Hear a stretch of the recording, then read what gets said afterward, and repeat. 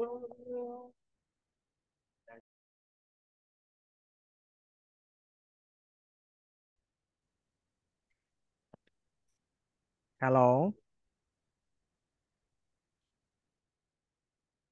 আমাদের IT team কে আছেন?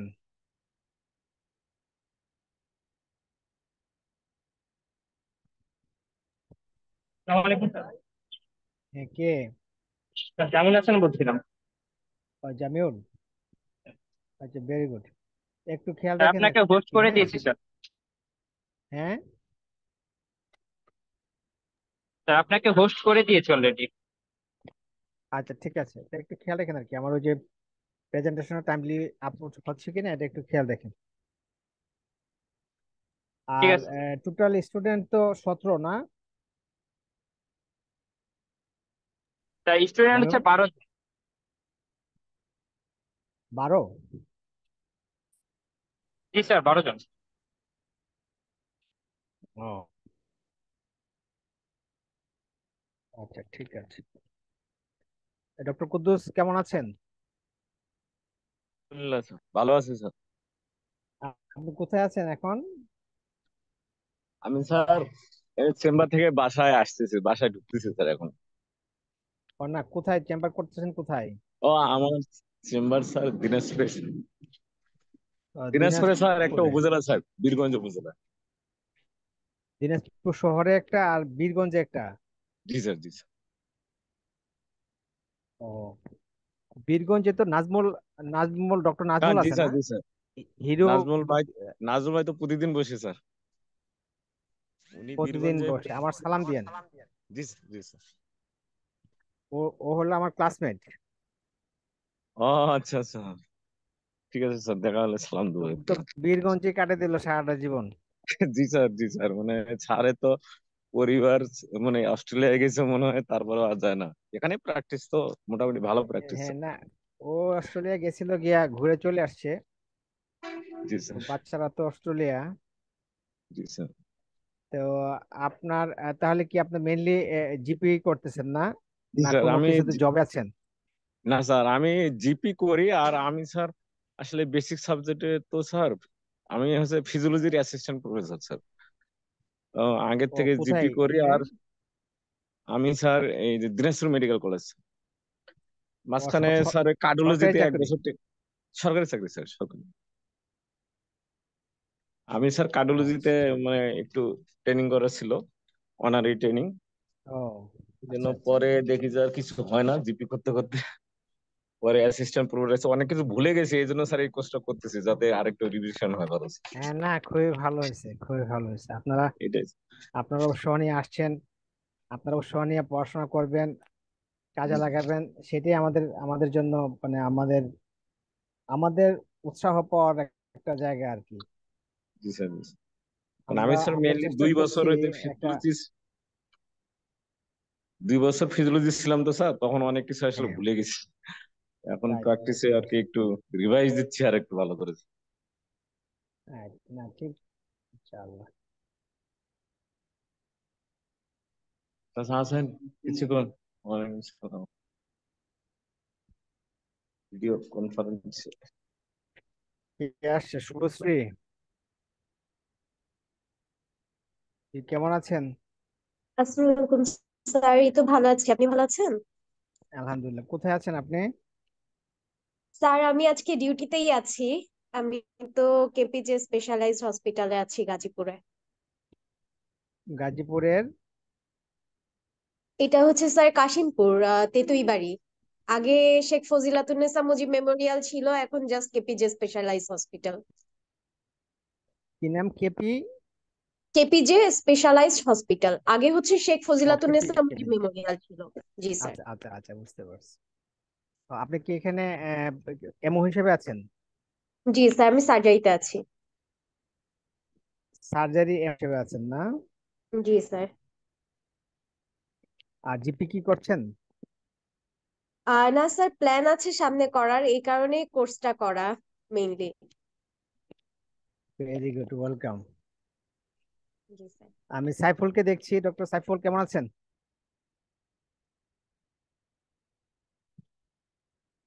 Doctor Saiful কি আমাকে শুনছেন?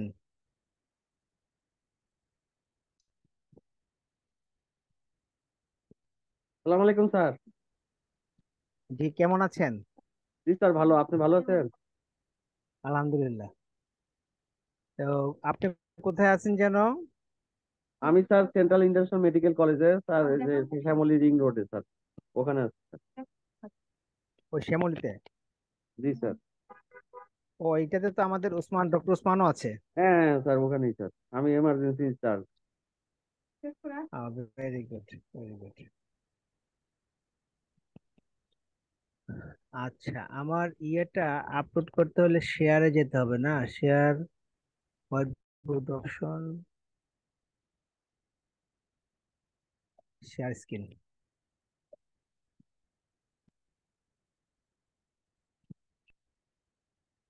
আমার এটা কি শেয়ার হচ্ছে কিনা একটু দেখেন তো।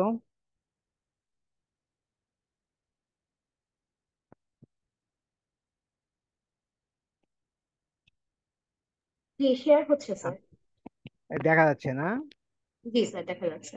আচ্ছা, ভেরি গুড। তো আমরা একটু সময় নেই, 10 মিনিট, দেখি আর কে আসে। আপনি আসছেন, ডক্টর কুদ্দুস আসছে, ডক্টর সাইফুল আসছে।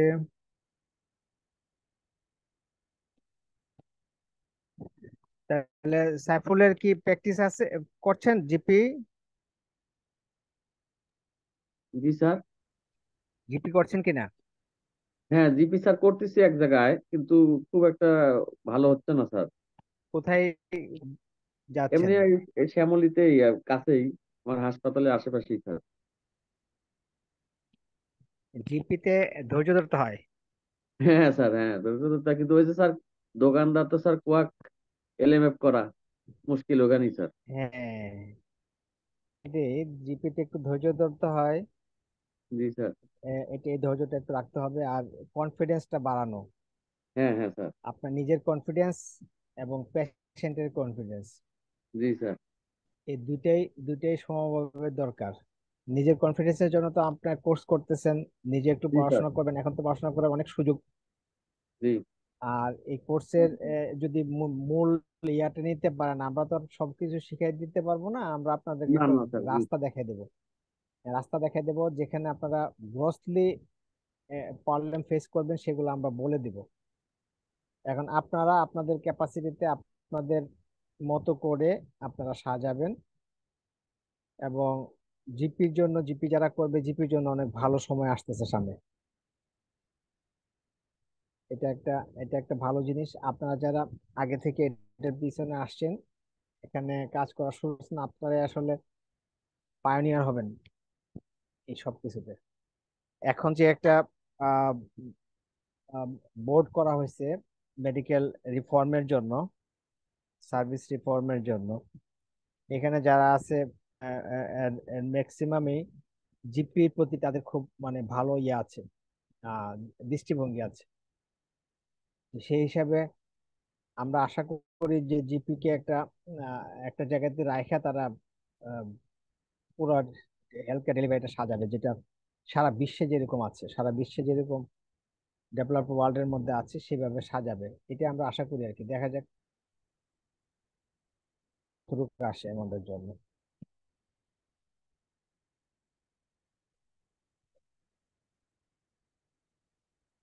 আর আর কাকে দেখছি? ডক্টর আনোয়ার ফারুক। জি স্যার, আসসালামু আমাকে আলাইকুম স্যার। শুনছেন? স্যার শুনতে পাচ্ছি। আসসালামু আলাইকুম হ্যাঁ, স্যার। আপনি কোথায় আছেন? আমি আছি হলো ইবনে সিনা মেডিকেল কলেজ হসপিটাল। ইবনে সিনাতে জি স্যার। মেডিকেল কলেজ হসপিটালে কি হিসেবে আছেন, এমও হিসেবে? স্যার, আমি স্যার ওখানে কাজ করছি, infection control department, public health related কাজ করছি। ইনফেকশন এমপিএইচ করছি। Control, very good. হ্যাঁ, ভালো জায়গা। আপনি এমপিএইচ করা না? জি স্যার। আচ্ছা, ভেরি গুড। তো আপনার আপনার জন্য তো এটা একটা ভালো জায়গা। জি স্যার। ইনফেকশন কন্ট্রোল এটা একটা এক্সপেরিয়েন্সের জায়গা। কয়টা ওখানে? হ্যাঁ, স্যার। তো আপনি কি জিপি করছেন? আনোয়ার ফারুক সাহেব। স্যার আমি এই মুহূর্তে কোনো জিপির সাথে কানেক্টেড না স্যার। ইচ্ছা করবো স্যার, আমি আসলে আচ্ছা একটু দেশের বাইরে ছিলাম আজকে, কিছুদিন সৌদি আরব ছিলাম, তো ওখান থেকে এসে আচ্ছা। স্যার এই মিসনাতে জয়েন করেছি। তো ও তাহলে আপনি প্র্যাকটিস করার সুযোগ। এমপিএইচ এমপিএইচ করছেন কোথা থেকে? স্যার আমি নিপসম থেকে করেছি। ও আচ্ছা, তারপর আবার সৌদিতে চলে গেছিলেন? জি জি স্যার। বুঝতে পারছি। তো সাহস করে বসে যেতে হবে, জি ইনফেকশন স্যার, কন্ট্রোল ইচ্ছা আছে, করেন, ইচ্ছা থাকলে পাশাপাশি অবশ্যই। 3 থেকে 4 ঘন্টা একটু জিপিতে চলে আসবেন, মানুষের উপকার হবে, আপনার কনফিডেন্সটা বাড়বে। ডক্টর নাহিদ, কেমন আছেন? আসসালামু আলাইকুম স্যার। জি স্যার, ভালো আছি স্যার। আপনি কোথায় আছেন? স্যার আমি urban primary health care services and delivery প্রজেক্টে আছি স্যার। ও আচ্ছা, আপনার তো ইয়াতে এর আগে একবার কথা হয়েছিল। জি জি স্যার। তো কেমন আছেন আপনারা সবাই? আছি স্যার, আলহামদুলিল্লাহ ভালো। আপনার পিএটা কোনটা যেন? 5 PA 5। লোকেশন কোনটা? কুড়িল স্যার, আমার অফিসটা কুড়িলে। পুরিলে। পিএম জি কি স্যার। আপনার এখানে? আমাদের হচ্ছে হাবিবুর রহমান। ও, হাবিব সাহেব তো ওতে জি জি। ইউটিপিএস স্যার। ইউটিপিএস এ আছেন আপনি, হ্যাঁ বুঝতে পারছি। জি স্যার। আচ্ছা, তো আপনি কি জিপি করেন একটু? না, না স্যার, এখনো আমি শুরু করিনি। আপনার কাজটাই তো জিপি। জি স্যার, আমি তো আপনি যে অফিস। কাজ করছেন ওটাই তো জিপি। জি জি স্যার। জি জি, ভেরি গুড। আহ আমাদের কজন হলো? স্যার আসসালামু আলাইকুম স্যার। স্যার আপনি ভালো আছেন? হ্যাঁ, কে বলছেন? স্যার আমি ডক্টর রোশনি বলছি। আপনাকে শোনা যাচ্ছে না।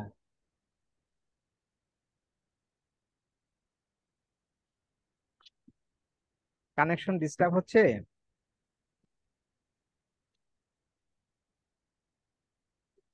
স্যার ওই শোনা যাচ্ছে না, কানেকশন ডিস্টার্ব হচ্ছে নাকি? জি স্যার, কানেকশন ডিস্টার্ব হচ্ছে। আচ্ছা ঠিক আছে, ভালো থাকবেন, ভালো থাকবেন। আচ্ছা, 10 বেজে গেছে, আমরা 10 বেজে যাচ্ছে, আর দুই দুই 2 মিনিট আছে। বড়ুয়া, বড়ুয়া আছেন? বড়ুয়া বলেন দেখি, কে কোথায় আছেন আপনি? দেবযানী বড়ুয়া, শোনা যাচ্ছে আমাকে?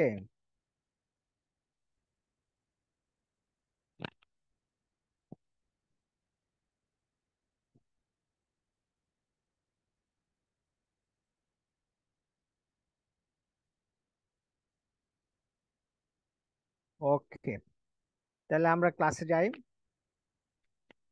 আসসালামু আলাইকুম সকলকে। আমাদের সেকেন্ড মডিউল শুরু হলো। সেকেন্ড মডিউলের আগে আপনাদের সাথে আমার একটা প্র্যাকটিক্যাল ক্লাস ছিল কনসালটেশন স্কিলের উপরে গত শনিবারে। আমি বন্যার বন্যার ইয়েতে কাজে কিছু ইয়েতে ছিলাম, ঢাকার বাইরে ছিলাম, যার ধরুন আপনাদের সাথে ফেস টু ফেস ক্লাসটা মিস করছি। তো গতকালকে আমি একটা মেসেজ দেওয়ার চেষ্টা করছিলাম ফিরে এসে তাড়াহুড়ো করে, বাট এটা আসলে ওই এত টেকনিক্যালি হাই ইয়া না, তো নলেজ তো কম, ওই দিতে পারছিলাম না। পরে আমি একটা পিডিএফ করে দিয়েছিলাম, আপনারা নিশ্চয়ই এটা দেখছেন। আজকে এবং আগামীকালকে যে ক্লাসগুলা কিছুটা রিশিডিউল করতে হয়েছে, কারণ আমাদের ইনস্ট্রাক্টরদের স্বাভাবিকভাবে যে শিডিউলটা আমরা আগে দিয়ে তাদেরকে দেওয়া ছিল, সেটা চেঞ্জ হয়ে যাওয়াতে তাদের কিছু পার্সোনাল প্রবলেমের সাথে কনফ্লিক্ট করে, পার্সোনাল প্রোগ্রামের সাথে, যার পরিপ্রেক্ষিতে একটু অ্যাডজাস্ট করতে হয়েছে আগে পরে।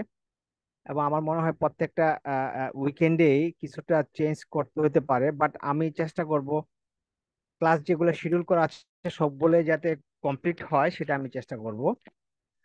কারণ আগে পরে করে হলেও যাতে আপনাদের ক্লাসের মিস না হয়, সেটা আমি দেখবো ইনশাল্লাহ। তো তো এখন আমাকে একজন একটু রেসপন্স করেন, বলেন। আমরা সবাই একটু রেসপন্স করব, কারণ ওই যে অনলাইনের ক্লাসে প্রবলেমটা হচ্ছে যে রিয়াকশনটা বোঝা যায় না, ফেস তো দেখাই যায় না, রিয়াকশনটা বোঝা যায় না, কারণ তাতে মনে হয় ওয়ান সাইডেড, এক শুধু আমি কথাই বলে যাচ্ছি, কথাগুলা কি পৌঁছতেছে কিনা সেটা বোঝা যায় না। একটু রিয়াকশন দিবেন, কথা বলবেন, আপনাদের যে ডাউট থাকলে সাথে সাথে কথা বলে ফেলবেন, জমা রাখা দরকার নাই, যেহেতু এখানে অনলাইনে আমরা কথা বলে বলে যাবো। একটা ক্লাস করার চেষ্টা করব, নিজেরা বোঝার চেষ্টা করব, এবং নিজেদের এক্সপিরিয়েন্স একটু শেয়ার করব, যাতে প্রত্যেকে যার যার এক্সপিরিয়েন্সটা বুঝতে পারে।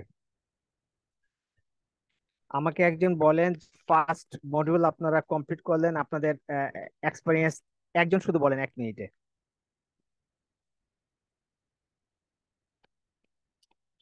কে বলবেন?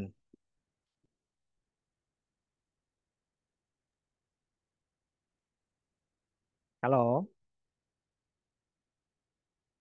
স্যার আমাদের ফার্স্ট মডিউলের ক্লাসগুলো তো আমরা করেছি, তো যেটা হয়েছিল যে স্যার শেষের দুই একটা ক্লাসে আমরা ওই আপলোড গুলো ঠিক মতো অসুবিধা হচ্ছিল।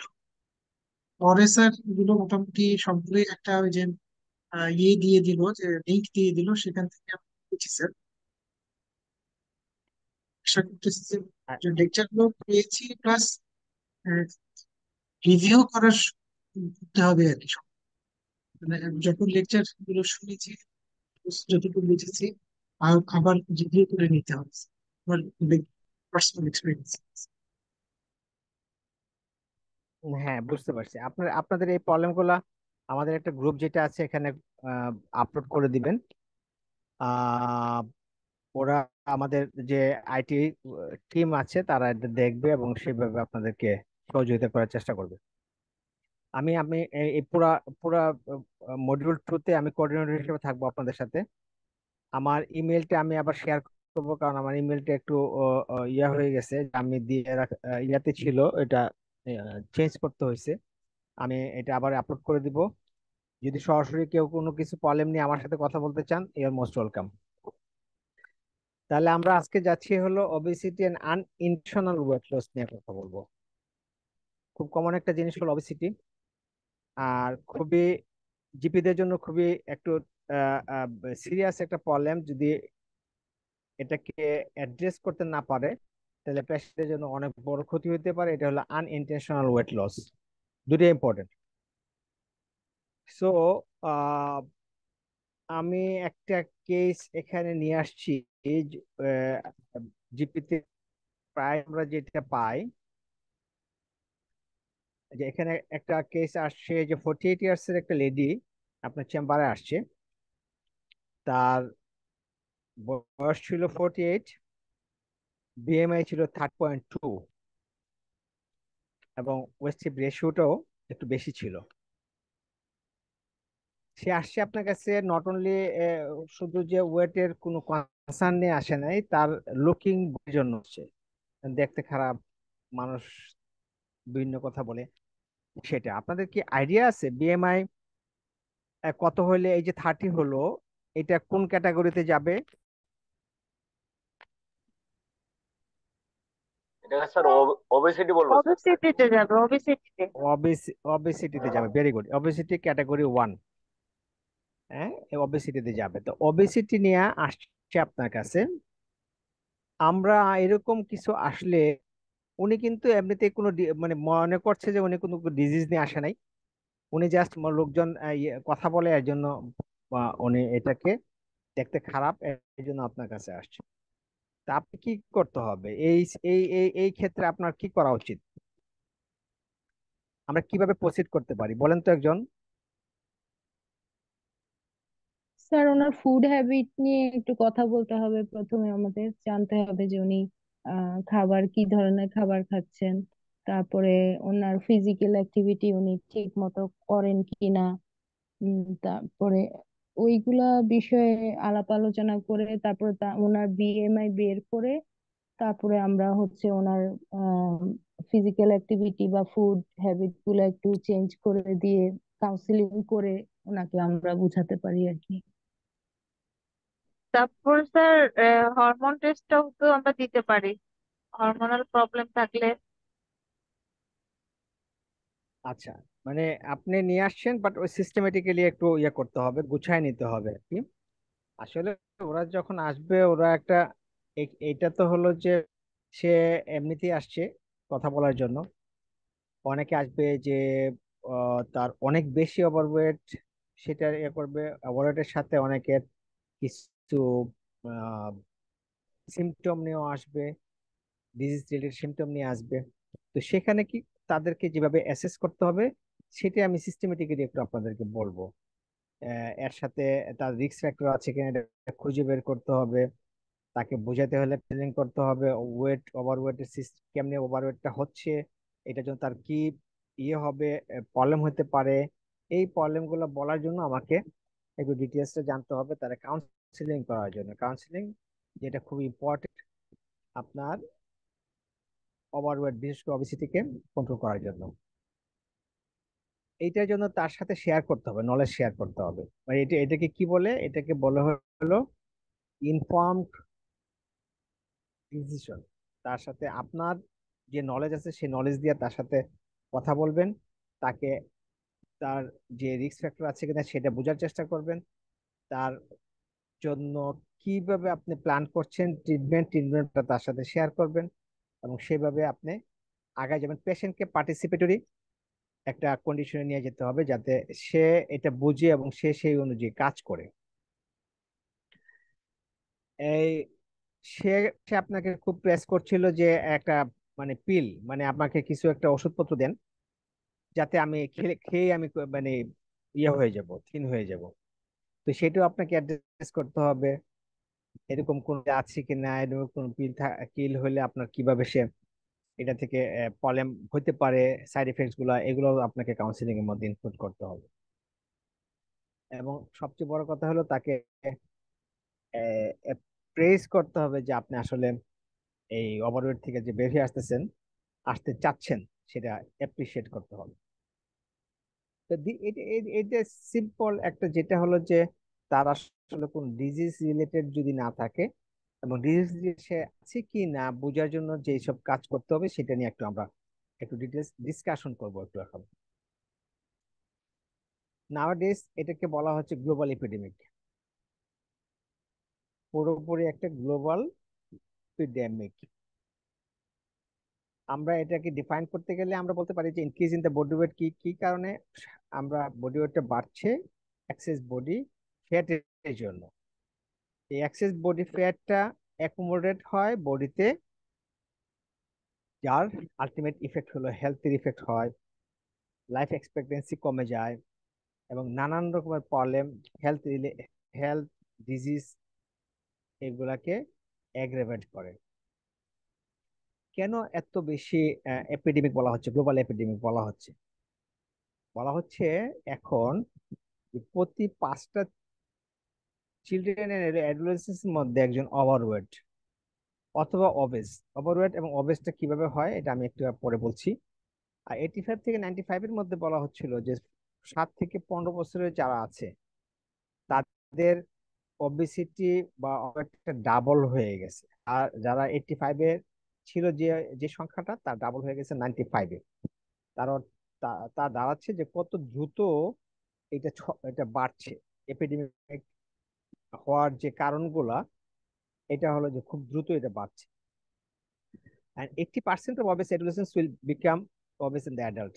এবং অনেক স্টাডিতে দেখা গেছে যে যারা ছোট সময়ে অবেজ ছিল, ওভারওয়েট ছিল, আর এটাকে ম্যাক্সিমামে এটাকে এটা থেকে বের হয়ে আসতে পারে না। তার অবেসিটিটা থেকে যায় এবং সব সময় সে এটা থেকে সাফার করে। ইউজুয়ালি আমরা ওমেনদের বেশি হয় ম্যান থেকে। আর এটাকে বলা হয় যে অবেসিটিটা স্মোকিং এর পরে একটা প্রিভেন্টেবল ডিজিজ। এখন preventable disease, is it disease? আপনারা কি কেউ বলবেন যে অবেসিটি কি কোনো ডিজিজ?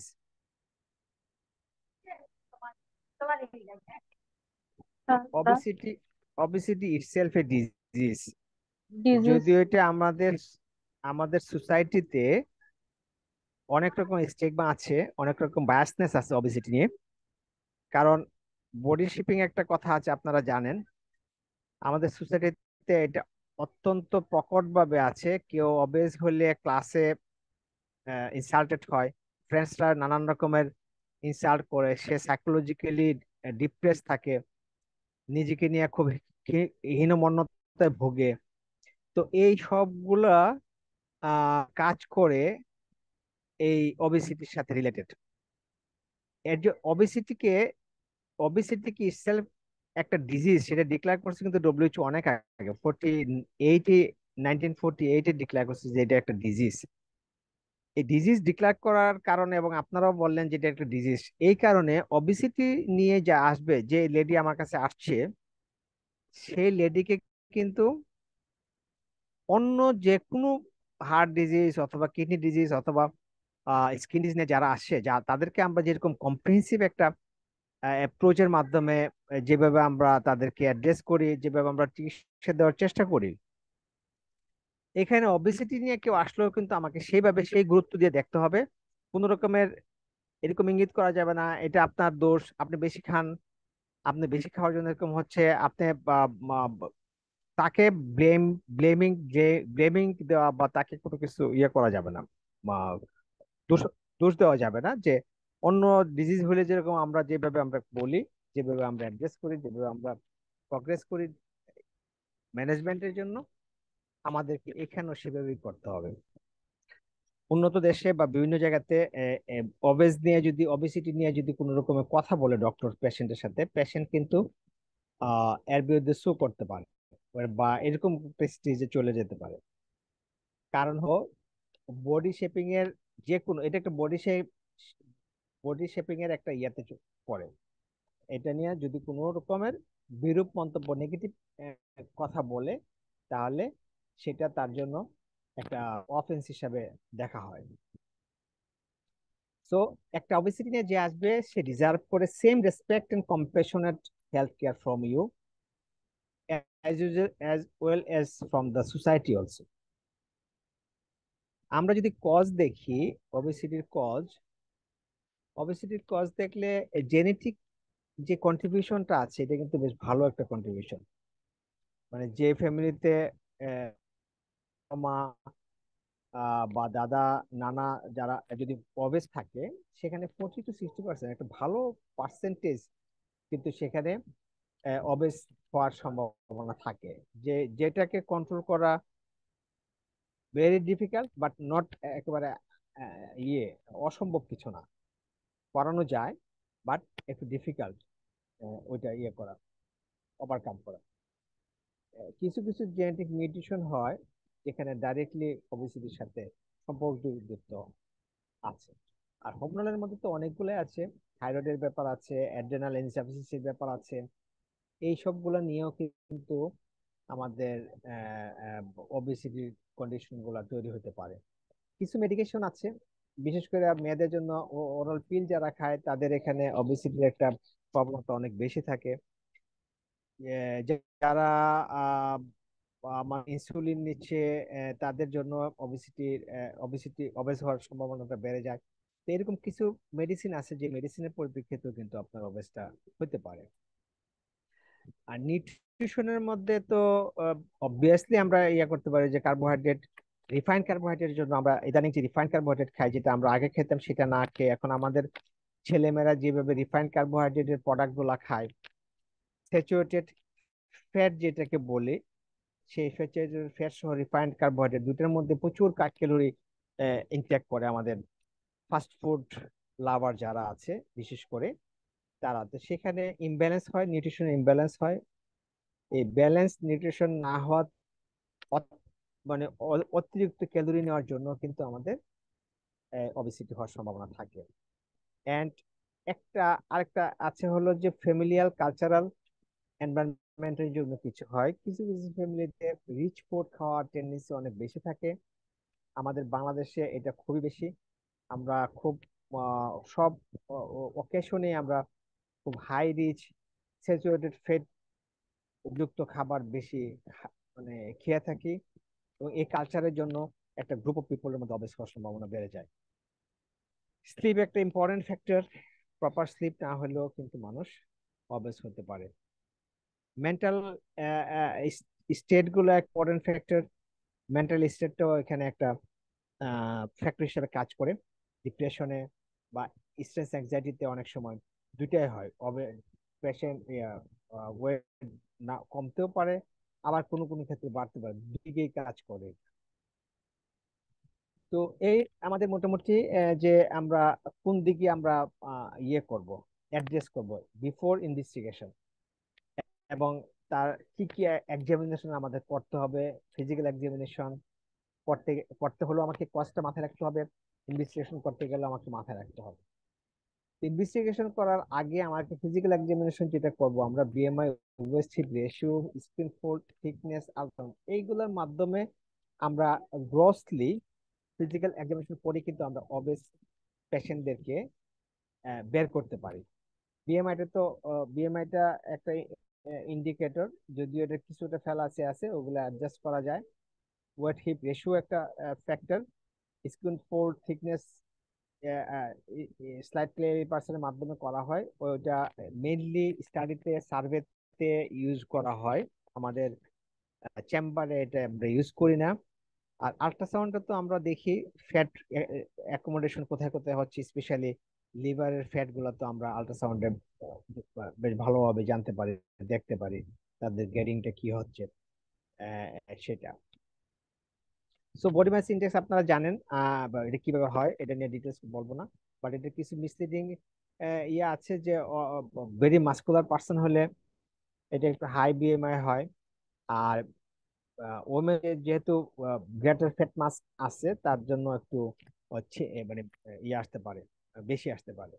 তো এর জন্য কিছুটা আছে, সেগুলো একটু মাথায় রাখলে বিএমআই একটা খুব স্ট্যান্ডার্ড ইয়ে ওয়ার্ল্ড ওয়াইড, এটা দিয়ে ওভারওয়েট এবং ওবেসিটিকে একটা ক্লাসিফাই করতে পারি।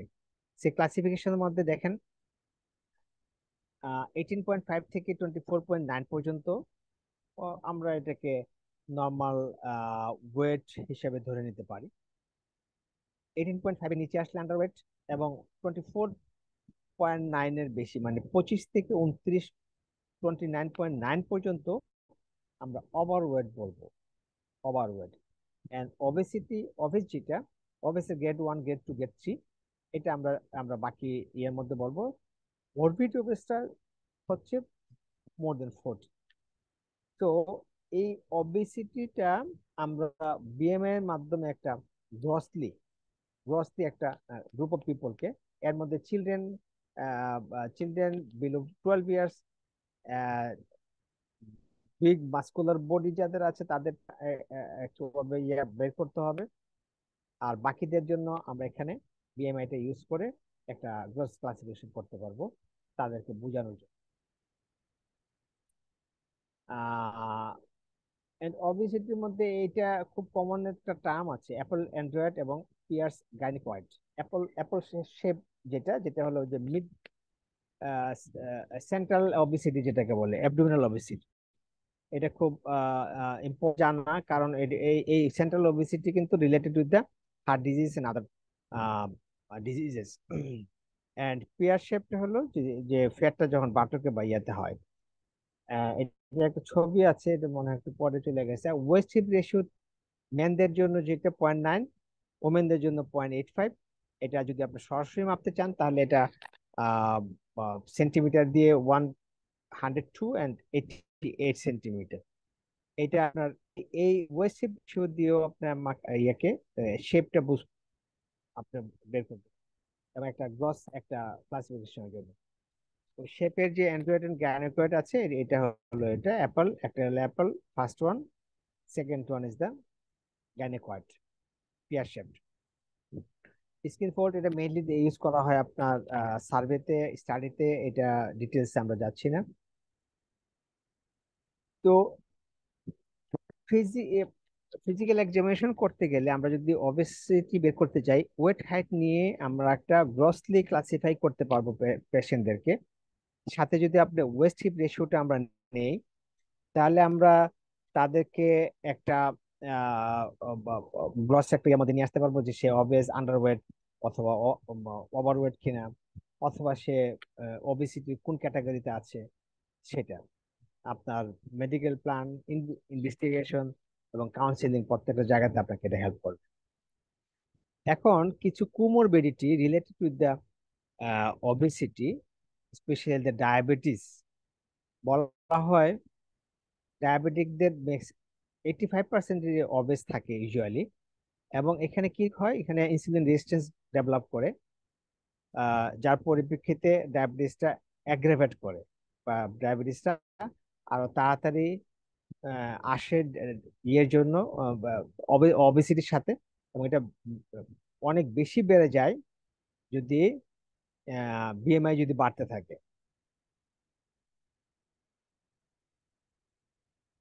এটা সবসময় একটা কোরিলেশন আছে ওবেসিটির সাথে। ডিসলিপিডিমিয়াতে অবশ্যই থাকবে। এবং এখানে বলা হয় যে 10% ওয়েট গেইন যদি হয়, 12 mg/dl ইনক্রিজ কোলেস্টেরল হয়, বেড়ে যায়। ওয়েট যতই বাড়বে তো কোলেস্টেরলের লেভেলটা তত বাড়তে থাকবে। এবং এখানে এইচডিএল কমতে থাকবে, এইচডিএলটা হলো গুড কোলেস্টেরলটা কমতে থাকবে। এবং আমরা যদি ডিসলিপিডিমিয়াকে ট্রিটমেন্ট করতে পারি, কমাই দিতে পারি, তাহলে এটার ওভারঅল ইমপ্রুভমেন্টটা ভালো। ওবেসিটি ওবেসিটি খুব একটা মেটাবলিক সিনড্রোমের সম্পর্কে আমরা জানি। মেটাবলিক সিনড্রোমটা এখানে আহ, সব মিলে যে কন্ডিশন তৈরি করে। যদি অবেস পিপলের যদি সাথে যদি হাইপারটেনশন থাকে, অবেস অবেসিটির সাথে যদি আপনার ডায়াবেটিস থাকে, ডিসলিপিডিমিয়া থাকে, তাহলে এই যে চারটা চারটা যদি একসাথে থাকে, তাহলে যে একটা কমপ্লেক্স ফ্যাটাল একটা কন্ডিশন তৈরি হয়, সেটা হলো মেটাবলিক সিনড্রোম। এই মেটাবলিক সিনড্রোমটা কি করে আমাদের হার্ট ডিজিজের জন্য, ব্রেন স্ট্রোকের জন্য, এবং বডির অন্যান্য বিভিন্ন রকমের ক্যান্সার তৈরি করার জন্য এইগুলা কিন্তু এনহ্যান্স করে, হেল্প করে। আমাদের গ্যাস্ট্রোইন্টেস্টাইনাল ডিজিজের সাথে আমি একটু বলছিলাম যে আল্ট্রাসাউন্ডের মাধ্যমে আমরা লিভারের ফ্যাটটা আমরা দেখি। এখানে নন অ্যালকোহলিক স্টেটো হেপাটাইটিস যেটা হয়, এনএফএলডি যেটা হয়, এই ক্লাসিফিকেশনটা ওখানে আমরা আহ, মোটামুটি বুঝতে পারি যে গ্রেড 1, গ্রেড 2, গ্রেড 3 যে ফ্যাটটা পাওয়া যায় লিভারে। এরপরে আমরা ফার্দার ইনভেস্টিগেশনে যেতে পারি। তাছাড়াও আপনার গলস্টোন এনহ্যান্স করে, জিআরডি, গ্যাস্ট্রোইসোফেজিয়াল রিফ্লাক্স সিনড্রোম যেটা আছে, ইসোফেগাসে হয়, এটা করতে পারে। আর ডায়াবেটিসের একটা গ্যাস্ট্রোপ্যারেসিস হয়, সেটাও এখানের মধ্যে এনহ্যান্স হতে পারে, বাড়তে পারে। কার্ডিওভাস্কুলার ডিজিজ অলরেডি আমি বলছি যে যখন আমাদের ইয়াটা হবে, মেটাবলিক সিনড্রোম হবে, আলটিমেট কনসিকুয়েন্স কিন্তু কার্ডিওভাস্কুলার ডিজিজ এন্ড স্ট্রোকের দিকে যায়। এটার সাথে যদি আপনার অবস্ট্রাকটিভ স্লিপ অ্যাপনিয়া যোগ হয়, এটা আরো এনহ্যান্স হয়। এই অবস্ট্রাকটিভ স্লিপ অ্যাপনিয়া, স্লিপের একটু আমি বলছি, সেখানে যদি এরকম অবস্ট্রাকটিভ স্লিপ অ্যাপনিয়াটা থাকে, তাহলে এটাকে কার্ডিওভাস্কুলার রিস্ক রেশিওটা অনেক বাড়ায় দেয়। সো আমাদের যেটা বিএমআই 29-এর বেশি হয়, একটা স্টাডিতে দেখা গেছে মাইক্রোরাল ইনফ্রাকশনটা বেড়ে যায় 3 গুণ।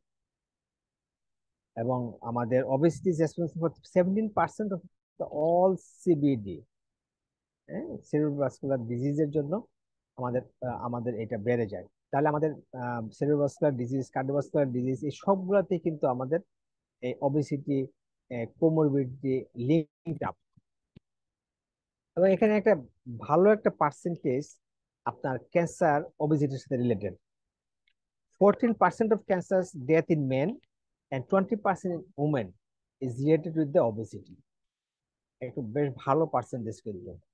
এবং এটাকে বলা হয় যে ক্যান্সার প্রিভেনশনের জন্য স্মোকিং এর পরে যদি কেউ ওবেসিটি কন্ট্রোল করে রাখতে পারে, তাহলে তার ক্যান্সার প্রিভেনশনের জন্য বিগেস্ট একটা ফ্যাক্টর হিসেবে কাজ করে। আমাদের মেলে যে ক্যান্সার গুলো বেশি হয় এবং ফিমেলে যেটা বেশি হয়, এটা এখানে আছে। বাট এইগুলা বেশি হয় অবেস পার্সনদের, এই ইনক্রিমেন্টটা অনেক অনেক অনেক বেড়ে যায়।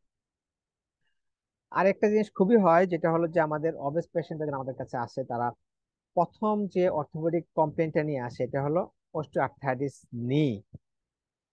এই হাঁটু ব্যথা নিয়ে আসে কারণ কারণ হলো যে বডির যে মেইন ওয়েটটা, এক্সট্রা ওয়েটটা, সেটা কিন্তু ট্রান্সফার হচ্ছে থ্রু নি। নির পরে আপনার অ্যাঙ্কেল অ্যান্ড আদার্স অ্যান্ড অন্যান্য প্রবলেম গুলো হয়। এই নির পরে আবার আপনাকে হিপ এবং ব্যাকের মতো আসে। সো অর্থোপেডিক ডিজিজের সাথে এটা ওতপ্রোতভাবে যে জড়িত, এটার সাথে রিলেটেড আছে হাইপারইউরেসিমিয়া হতে পারে, হাইপারইউরেসিমিয়ার সাথে রিলেটেড গাউট হতে পারে। এবং এইটার জন্য, ওভারওয়েটের জন্য কিন্তু অ্যাক্সিডেন্টাল ইনজুরি বেড়ে যায়, মোবিলিটি, এগুলো বেড়ে যায়। সো অর্থোপেডিক রিলেটেড প্রবলেম নিয়ে ফার্স্ট আপনার কাছে রিপোর্ট করতে পারে অবেস পিপল। এই সাইকোলজিক্যাল প্রবলেমটার কথা আমি আগে বলছি। 50% of lacks self confidence because of the, আপনারা বলছি যে ক্লাসের মধ্যে তারা ইনসাল্টেড হয় ফ্রেন্ডসদের মাধ্যমে। অনেক সময় আমাদের টিচাররাও না বুঝে তাদের কনফিডেন্স লেভেলকে অ্যাটাক করে। ডিপ্রেশন হতে পারে, ল্যাক অফ অ্যাটেনশন হতে পারে, এডুকেশনে হ্যাম্পার হতে পারে, এবং আলটিমেটলি সেলফ এস্টিম তৈরি হয় না তাদের, সেখানে তাদের একটা প্রবলেম হয়। তো এর আগের তো স্লাইডে স্লিপের সাথে অবেসিটি, এর আগের সাথে এই ডে টাইম সমনোলেন্স, এটা তো একটু মিস করছি আমি। Accidental daytime injury. সরমুলেন্সটা হলো যারা ঘুমায় বেশি, দিনে দিনে ঘুমায় বেশি। হ্যাঁ, তো দেখা অবেসিটির গেছে, সাথে আহ, হ্যাঁ দেখা গেছে যারা অবেস পার্সন, তারা তারা ওই যে রাতের যে ঘুমটা, সাউন্ড স্লিপ হয় না। ওই যে আমি বললাম যে স্নোরিং হওয়া, অবস্ট্রাকটিভ স্লিপ অ্যাপনিয়া হওয়া, বা এরকম কিছু ইয়ের জন্য তাদের রাতের স্লিপটা সাউন্ড স্লিপ বা ডিপ স্লিপ হয় না। তাদের জন্য ডে টাইম সলমোনেন্স বা জি। দিনের বেলাও তাদের আচ্ছা। ঘুম জি। থাকার সম্ভাবনাটা অনেক বেশি থাকে। এই পর্যায়ে আর কারো কোনো প্রশ্ন আছে কিনা?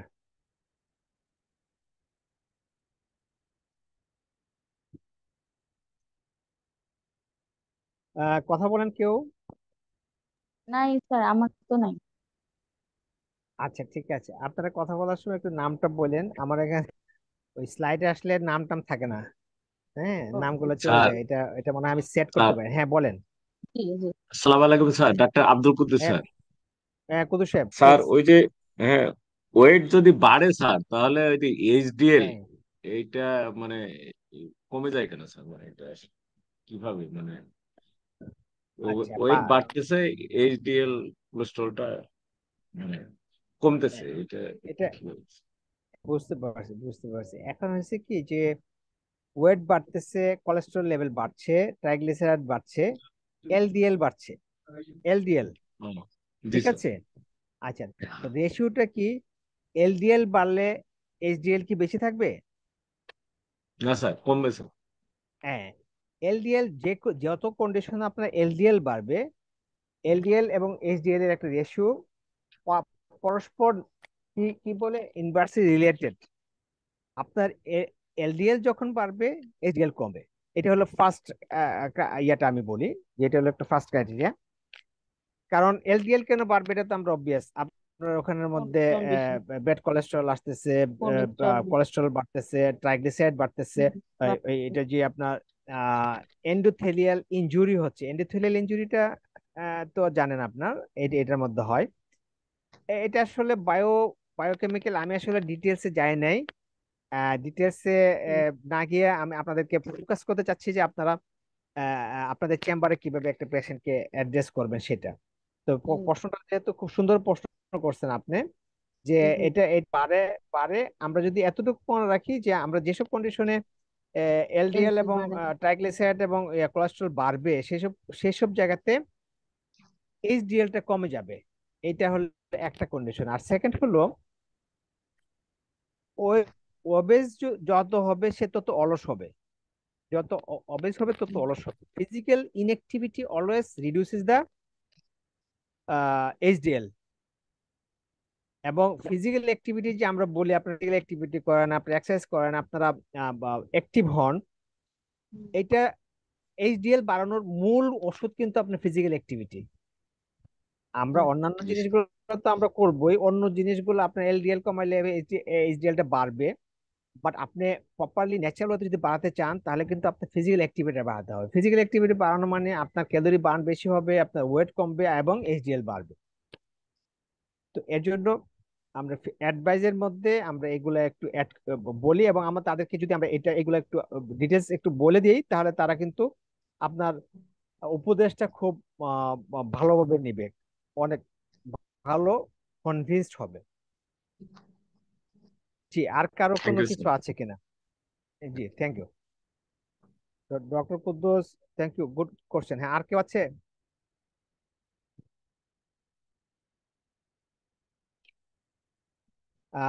আচ্ছা, তাহলে আমরা সামনে যাই। সামনে যাওয়ার মধ্যে হলো ম্যানেজমেন্ট।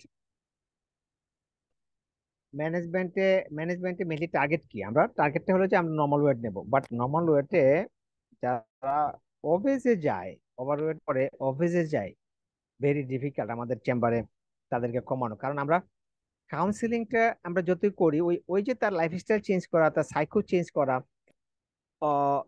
এট টাইমস খুব ডিফিকাল্ট হয়ে যায়। তো যার ধরুন হচ্ছে যে সাইকোলজিক্যালি তাদেরকে অনেক বেশি বুস্ট আপ করা, সাইকোলজিক্যালি কাউন্সিলিংটা অনেক বেশি প্রপার ওয়েতে যাওয়া, সময় দেওয়া, যেটা আমরা সাধারণত পারি না, সাধারণত পারি না। তো যার পরিপ্রেক্ষিতে হয়েছে যে আমরা আসলে এখানে ফেল করি, নর্মাল ওয়েট ওয়েট অ্যাটেন্ড করা ডিফিকাল্ট হয়ে যায় আমাদের ইয়েতে। কিন্তু আমরা যদি পেশেন্ট সেন্টার প্ল্যান করি, পেশেন্ট সেন্টার প্ল্যান, নিশ্চয়ই আপনারা এটা ফার্স্ট মডিউলে আপনারা দেখছেন, কাউন্সিলিং এর সময় আমরা এগুলো বলছি আপনাদেরকে, যে কি পেশেন্ট সেন্টারটা কি, স্টেট হিজ ওয়েট লস গোল। তাকে তার সাথে বসে তাকে সবকিছু প্ল্যানটা বোঝাতে হবে, সে কোন স্টেজে আছে, কোথায় আছে, তাকে কোথায় যেতে হবে, কতদিনে কোথায় যেতে হবে। ড্রাস্টিক কোনো ডিসিশন এখানে না নিয়ে তাকে একটা গোল দিতে হবে।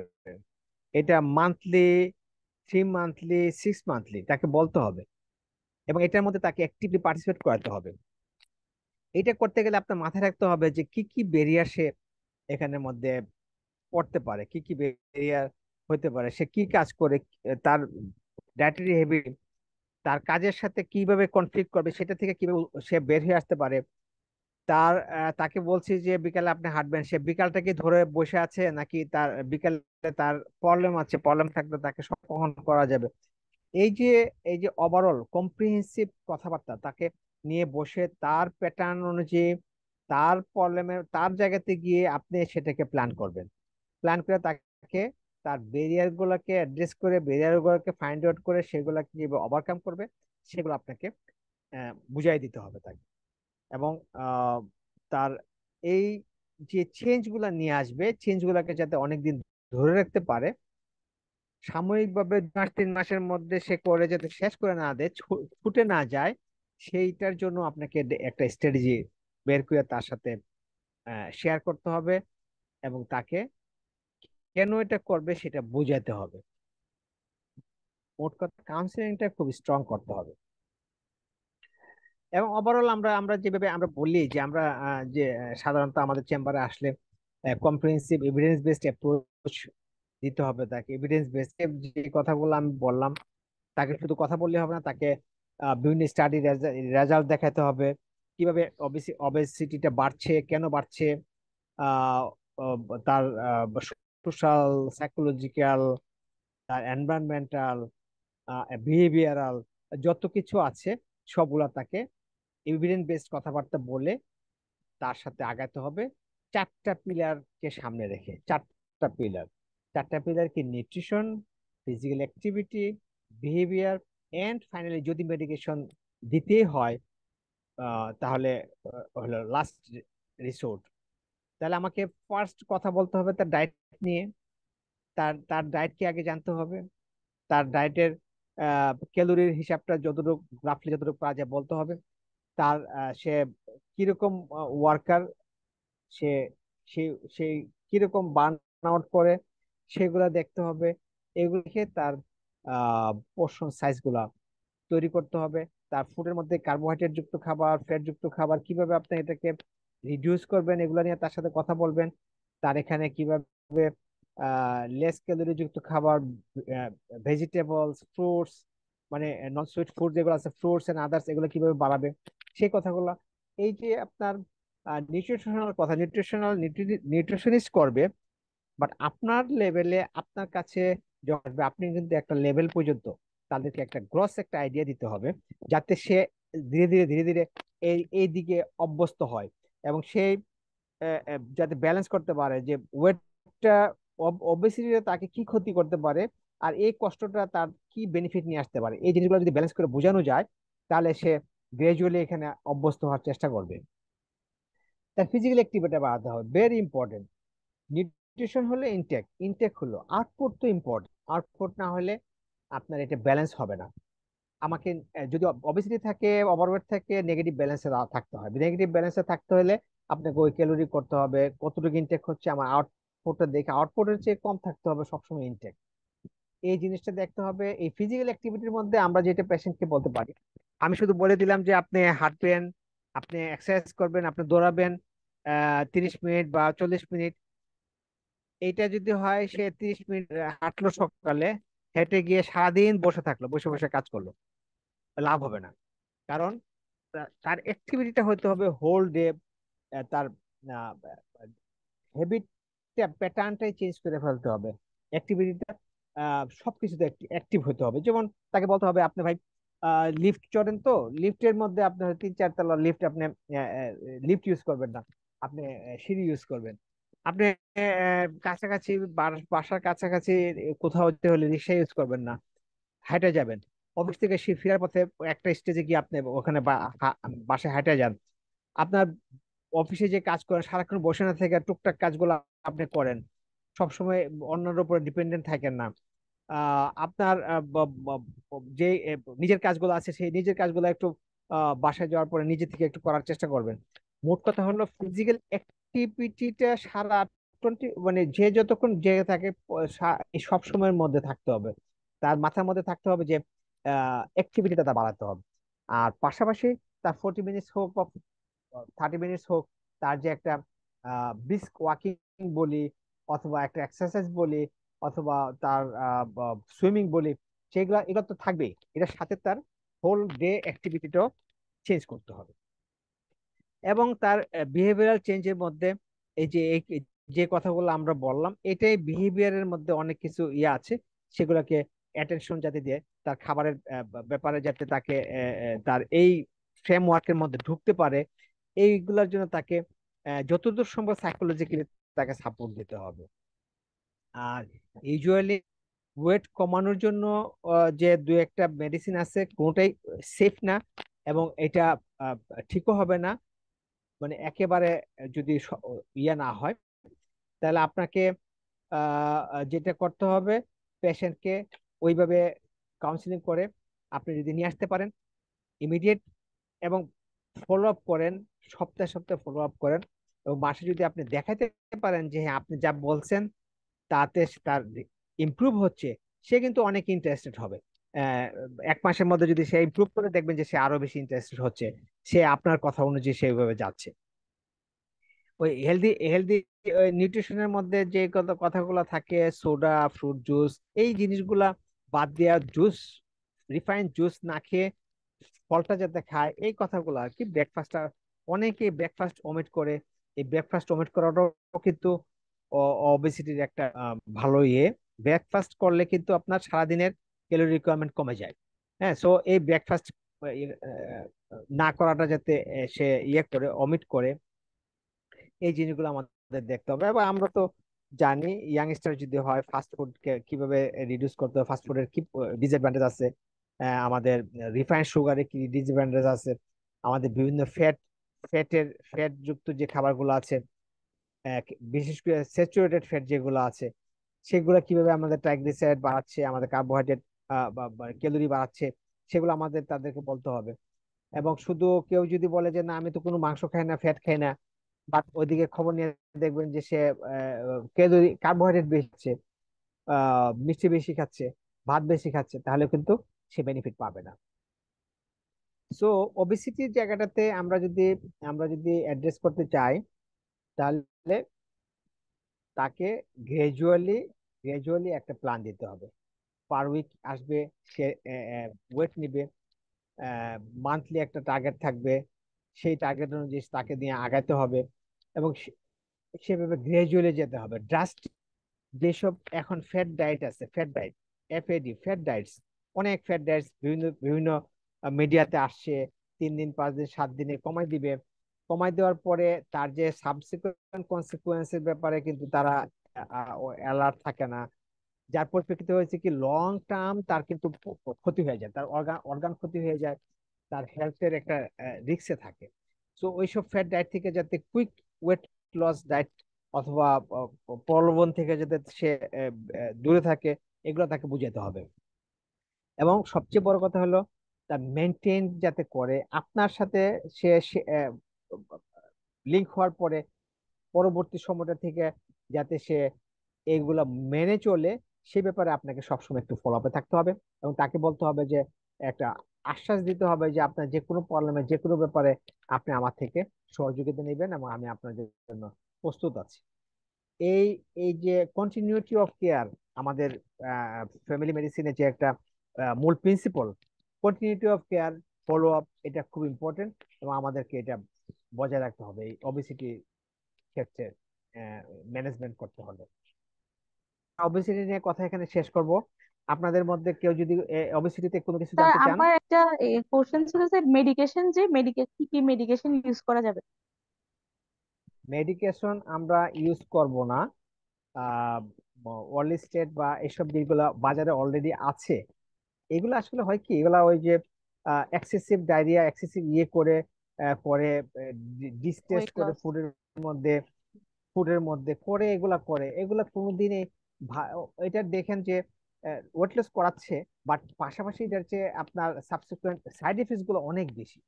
সো এর জন্য বলা হয়েছে যে this is the last resort যদি কেউ একেবারে ইয়ে করে।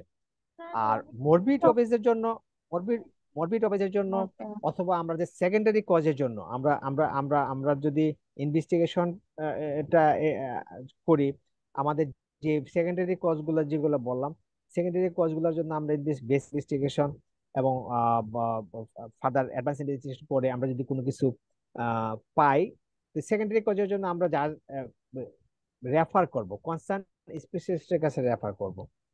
এবং আরেকটা জিনিস যেটা হচ্ছে, হচ্ছে যে আমাদের এই পেশেন্টকে ওষুধের ব্যাপারটা ওইরকম করে এনকারেজ করবো না আমাদের লেভেলে, বাট ওষুধ কিন্তু আহ, ইয়ে করবে, যেমন মনে করেন আপনার মরবিড অবেস বা এই টাইপের যারা আছে তাদের জন্য কিন্তু সার্জিক্যাল হেল্প ওরা নিতে পারে। সার্জারি, বেশ কিছু সার্জারি আছে যে সার্জারি গুলোর মাধ্যমে তারা কিন্তু এটা ইয়ে করতে পারে। তারপর সরাসরি ফ্যাট রিডাকশনেরও কিছু সার্জারি আছে, সেগুলো তারা অ্যাডপ্ট করতে পারে। এগুলো হলো আমাদের লেভেল না, আমি বলতে আমাদের লেভেলে আমরা যতটুকু করতে পারি সেটা নিয়ে আমি কথা বললাম। এরপরে যদি ওরকম কোনো লিঙ্কড আপ হয় কোনো ডিজিজের সাথে, এই যে আমরা বললাম হরমোনাল কোনো ডিজিজের সাথে যদি আমরা পাই, বা বা আমাদের বিহেভিয়ার এরকম প্রবলেম আছে যে প্রবলেমের জন্য আপনি আপনি হেল্প করতে পারছেন না, তখন তাকে সাইকিয়াট্রিস্টের কাছে পাঠানোর চিন্তা করতে পারি। গ্যাস্ট্রোইন্টেস্টিনাল যদি আমরা এরকম কোনো কিছু চিন্তা করি, তাহলে সেখানে আমরা গ্যাস্ট্রোন্টেস্টের কাছে পাঠাতে পারি। আমরা আমাদের লেভেল থেকে আমাদের লেভেল পর্যন্ত কাজ করে আমরা তাদেরকে স্পেশালিস্টের কাছে পাঠানোর চিন্তা করব। স্যার আমার জি একটা প্রশ্ন বলেন। ছিল স্যার। স্যার হ্যাঁ প্লিজ। দেখা যায় যে নামটা মিডিল নামটা ইস্ট। নামটা বলেন, নামটা স্যার কি? আমার আনোয়ার আনোয়ার ফারুক স্যার। আনোয়ার ফারুক, হ্যাঁ হ্যাঁ আনোয়ার। জি স্যার।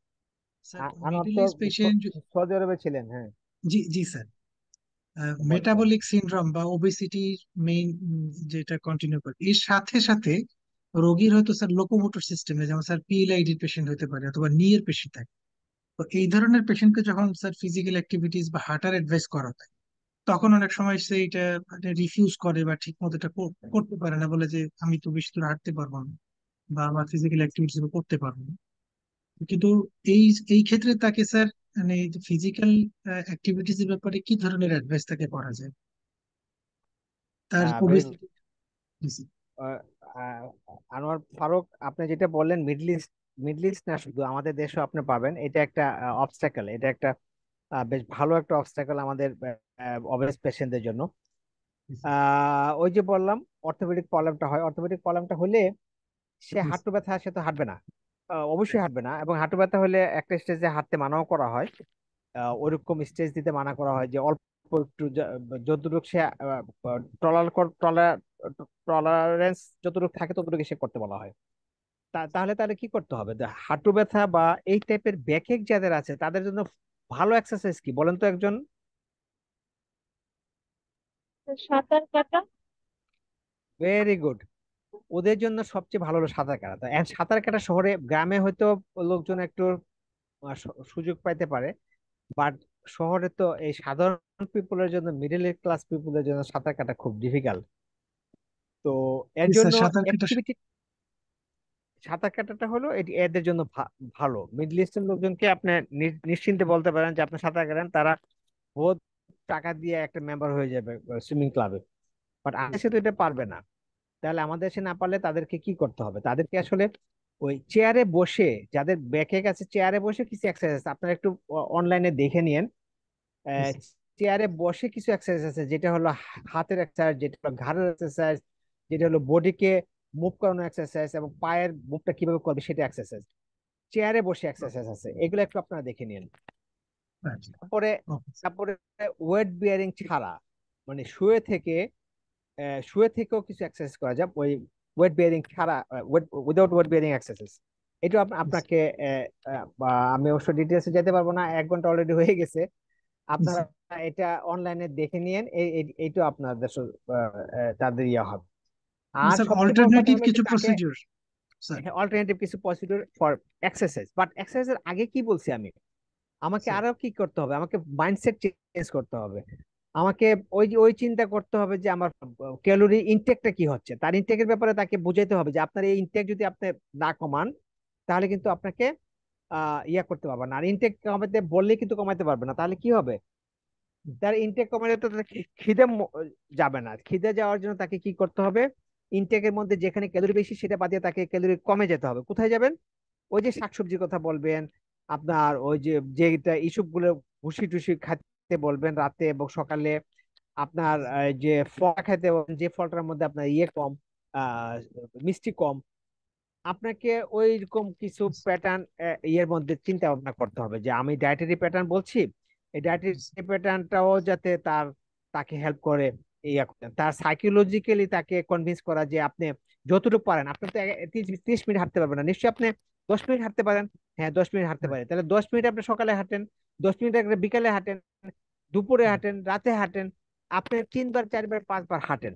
হেঁটে আপনি আপনার, তাতেও কিন্তু সে প্রায় সম পরিমাণ উপকৃত হবে। সে যদি এক নাগাড়ে 40 মিনিট না হেঁটে, সে যদি ভেঙে ভেঙেও যদি সে 40 মিনিট হাঁটে, তাতেও কিন্তু তার লাভ হবে। তার অর্থ হলো, আমি আপনাদেরকে একটা কথা বলছি যে whole day activity is very important. আপনি শুধু একটা সময় ফিক্স করে করে আপনি সারাদিন বসে থাকলেন, আপনার কিন্তু যত না লাভ হবে। আপনি যদি হোল ডে অ্যাক্টিভ থাকেন, ফ্রেশ অ্যাক্টিভ থাকেন, সেটা কিন্তু আপনাকে অনেক বেশি হেল্প করবে to reduce the calorie, to reduce the weight. Thank you sir. আপনি একটা খুব সুন্দর ইয়ে নিয়ে আসছেন, আনোয়ার ফারুক। বোঝা যাচ্ছে যে আপনি প্র্যাকটিস করছেন ইয়াতে, স্যার মিডল সৌদি ইস্টে। আরবে স্যার আমার বহুত মানে ফ্যামিলি সরি, প্র্যাকটিসের মতোই করতে হয়েছে অনেকটা স্যার, রাইট রাইট অনেক রাইট, সময় স্যার। জি ঠিকই স্যার। বলছেন, ঠিকই বলছেন। স্যার স্যার, আসসালামু আলাইকুম স্যার। স্যার ওই যে জি, ওজন জি, কমানোর জি। জন্য স্যার মানে নামটা এই যে কিটো নামটা ডায়েট, নামটা একটু কিটো বলেন, স্যার, ডাক্তার নামটা আব্দুল বলেন। Kuddus sir, Abdul Kuddus sir. Sir doctor Abdul Kuddus sorry, sir আমি আমি স্যার। একটা ইয়েতে শুনেন, কিটো ডায়েটটা আমি নাম উচ্চারণ করি না, কিটো ডায়েটের মতো অনেক আমি ফ্যাট ডায়েট বলছি, FAD, ফ্যাট ডায়েট। না স্যার, স্যার আমি ফ্যাট বলতে ডায়েট চাচ্ছি স্যার, মানে খুব বিখ্যাত কিছু ডাক্তার স্যার ইউটিউবে মানে একেবারে কিটো ডায়েট নিয়ে খুব পপুলার এবং মানে খুব চলতেছে স্যার। মানে এটা আসলে মানে ক্ষতিকারক কিনা স্যার? মানে আমি আপনারা আমার লাইফে আপনারা এরকম কনভিন্স পাইছি যে, কিনা? আপনারা না কনভিন্স স্যার, কিনা আমি আমার ইউটিউবে লাইফে আপনার এরকম দেখার পাইছি পরে? যে এইরকম কিটো ডায়েট খেয়ে স্যার এমন অ্যাসিডিটি হয়েছে, মানে সে ভমিটিং ইয়ে টিয়া মানে অন্যরকম অবস্থা, অ্যাসিডিটি দুর্বল অ্যাসিডিটি হবে, মানে। তার ইনস্ট্যান্ট গল ব্লাডার প্রবলেম হবে, গল স্টোন হবে। আর যাই হোক, এটা হয়েছে কি, আমি কিটো ডায়েট নিয়ে আরেকটা পুরো ক্লাস নিতে নিতে হবে কিটো ডায়েট নিয়ে বলতে গেলে, বাট এইগুলাকে প্রচন্ড ভাবে ডিসকাস করা হয়েছে মানে সাইন্টিফিক্যালি এভিডেন্স বেসড ইয়াতে এগুলো আসে না। এটা হলো ও, যদি কারো এরকম খুব ইমিডিয়েট কিছু লাগে তাহলে সুপারভাইজড ডায়েট হিসেবে এগুলো ইউজ করা হয়। এটা শুরু হয়েছিল আসলে এপিলেপসি চিকিৎসা করার জন্য। আপনারা একটু হিস্ট্রিতে দেখেন, এবং যিনি কিটো ডায়েটের আবিষ্কারক উনিও মারা গেছেন ইয়েতে। তো ওগুলা ওগুলা আপনারা হিস্ট্রিতে দেখেন আছে। আপনাদের হাতে এখন তো প্রচুর রিসোর্স, আপনারা রিসোর্সে ঢুকেন, ঢুকে কিটো ডায়েট নিয়ে আপনারা একটু পড়াশোনা করেন, কারণ পেশেন্টদেরকে এগুলো বলতে হবে। কুইক ডায়েট কোনোদিনই ভালো না, কুইক ওয়েট লস ডায়েট কোনোদিনই ভালো না। যে এটা যেটাই হোক, কিটো হোক বা কোনো মেডিসিন হোক অথবা অন্য কিছু হোক, কুইক ডায়েটে অনেক প্রবলেম, আপনার বডি অ্যাডজাস্টমেন্টের যে প্রবলেমটা হয়, প্রত্যেকটা প্রবলেম আপনাকে অর্গানিক ফাংশনের উপর হ্যাম্পার করবে। সো আপনাকে এখানে কুইক ডায়েট বা কুইক মেথডের মধ্যে ঢুকা যাবে না। এবং ফ্যাট ডায়েট এবং কুইক সরি কিটো ডায়েট নিয়ে ডিটেলস ডিটেলস একদিন আরেকদিন বলবো না। আপনার এটার মধ্যে এনকারেজ করা যাবে না পেশেন্টদেরকে। স্যার আমরা কি এটা হলো metformin পারি? Supervised diet. এটা ওই ওই ইউটিউব দেখে ফলো করার মতো ডায়েট না এটা। হ্যাঁ জি বলেন। হ্যাঁ কেউ কিছু বলছিলেন মনে হয়। স্যার আমরা কি metformin দিতে পারি? মেটফরমিন, হ্যাঁ মেটফরমিন ইউজ করা হয়, পিসিওসি ইউজ করা হয়, বা কিছু কিছু ক্ষেত্রে ওভারওয়েট যাদের আছে, অল্প যাদের ওয়েট আছে তাদের করা। কিন্তু কেন করবেন? মেটফরমিন আপনি খাওয়াবেন, মেটফরমিন যে কয়েকদিন খাবে সে কয়েকদিন সে তার একটু ইয়ে হবে, ব্লোটিং হবে, তার একটু ডিসপেপসিয়া হবে, খাবে কম, ওয়েট কমবে। আপনি কি এটা চান? আমি কি বললাম তাহলে এতক্ষণ আপনাকে? আপনাকে যেটা করতে হবে, আপনি বিহেভিয়ারাল চেঞ্জ করবেন, তার সাইকোলজিক্যাল কাউন্সিলিং করবেন, তাকে ইনভলভ করবেন, তার এই যে ডায়েটারি প্যাটার্ন, তার ডেইলি অ্যাক্টিভিটিস, এগুলাকে এগুলাকে ইনভলভ করে তাকে লং টার্ম একটা গেইন করার চেষ্টা করবেন। মেটফরমিন খাওয়াবেন, কয়েকদিন কমবে, একটু কমবে। তা তারপরে আরো কিছু আছে, GL21 এখন একটা ওষুধ খুব খায়। আমি ওষুধগুলোর নাম আমি ইচ্ছা করে বলতে চাচ্ছি না, কারণ এগুলা আমরা এনকারেজ করি না।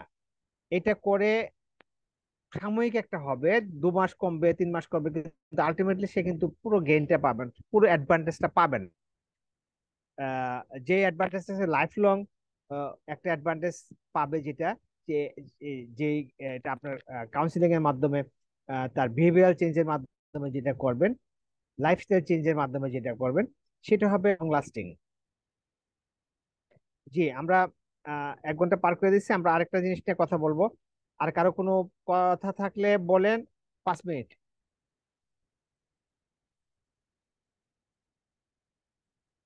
আচ্ছা, কারো কোনো কথা না থাকলে আমরা নেক্সট ক্লাসে, নেক্সট ইয়াতে যাই টপিকে। নেক্সটটা হলো যে আনইনটেন্ডেড ওয়েট লস।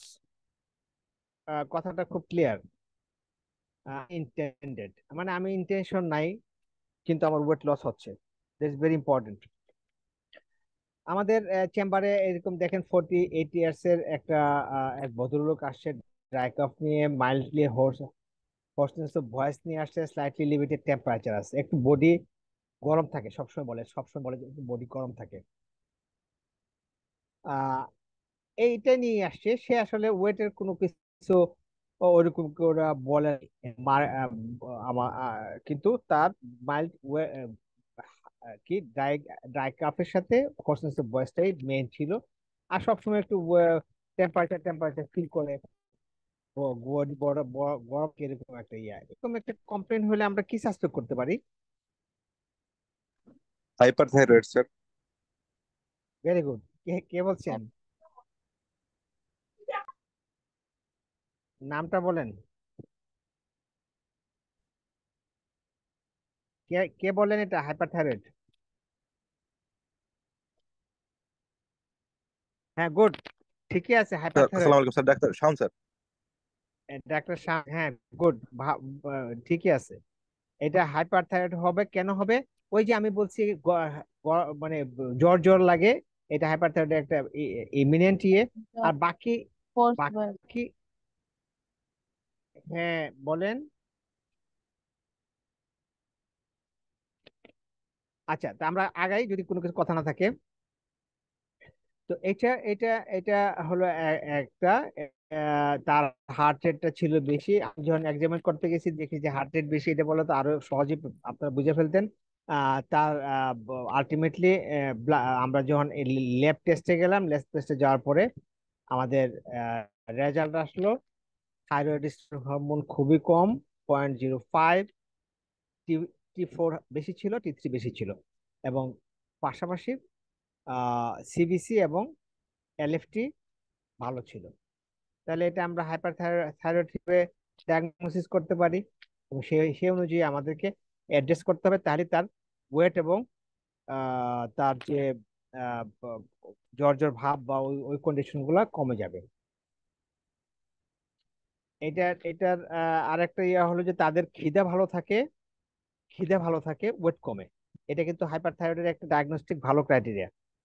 কি হয়, তাদের খিদাটা ভালো থাকে, অনেক অনেক বেশি খায়, কিন্তু তাদের আবার উল্টা উল্টা হয়, ওয়েট কমে। আচ্ছা, আরেকটা আরেকটা পেশেন্ট এখানে স্মোকার, স্মোকার সিওপিডিও আছে তার। আসার পরে সে কফ কমপ্লেন নিয়ে আসছে কিসের, কফ নিয়ে আসছে, এবং তার ক্রিপিটেশন ছিল। এগুলা দেখে আপনি তাকে একটা এমসিসিলিন ক্লোবালামিক অ্যাসিডের একটা কম্বিনেশন দিয়ে দিলেন। সে চলে গেল, 7 দিনে ইমপ্রুভ করলো না,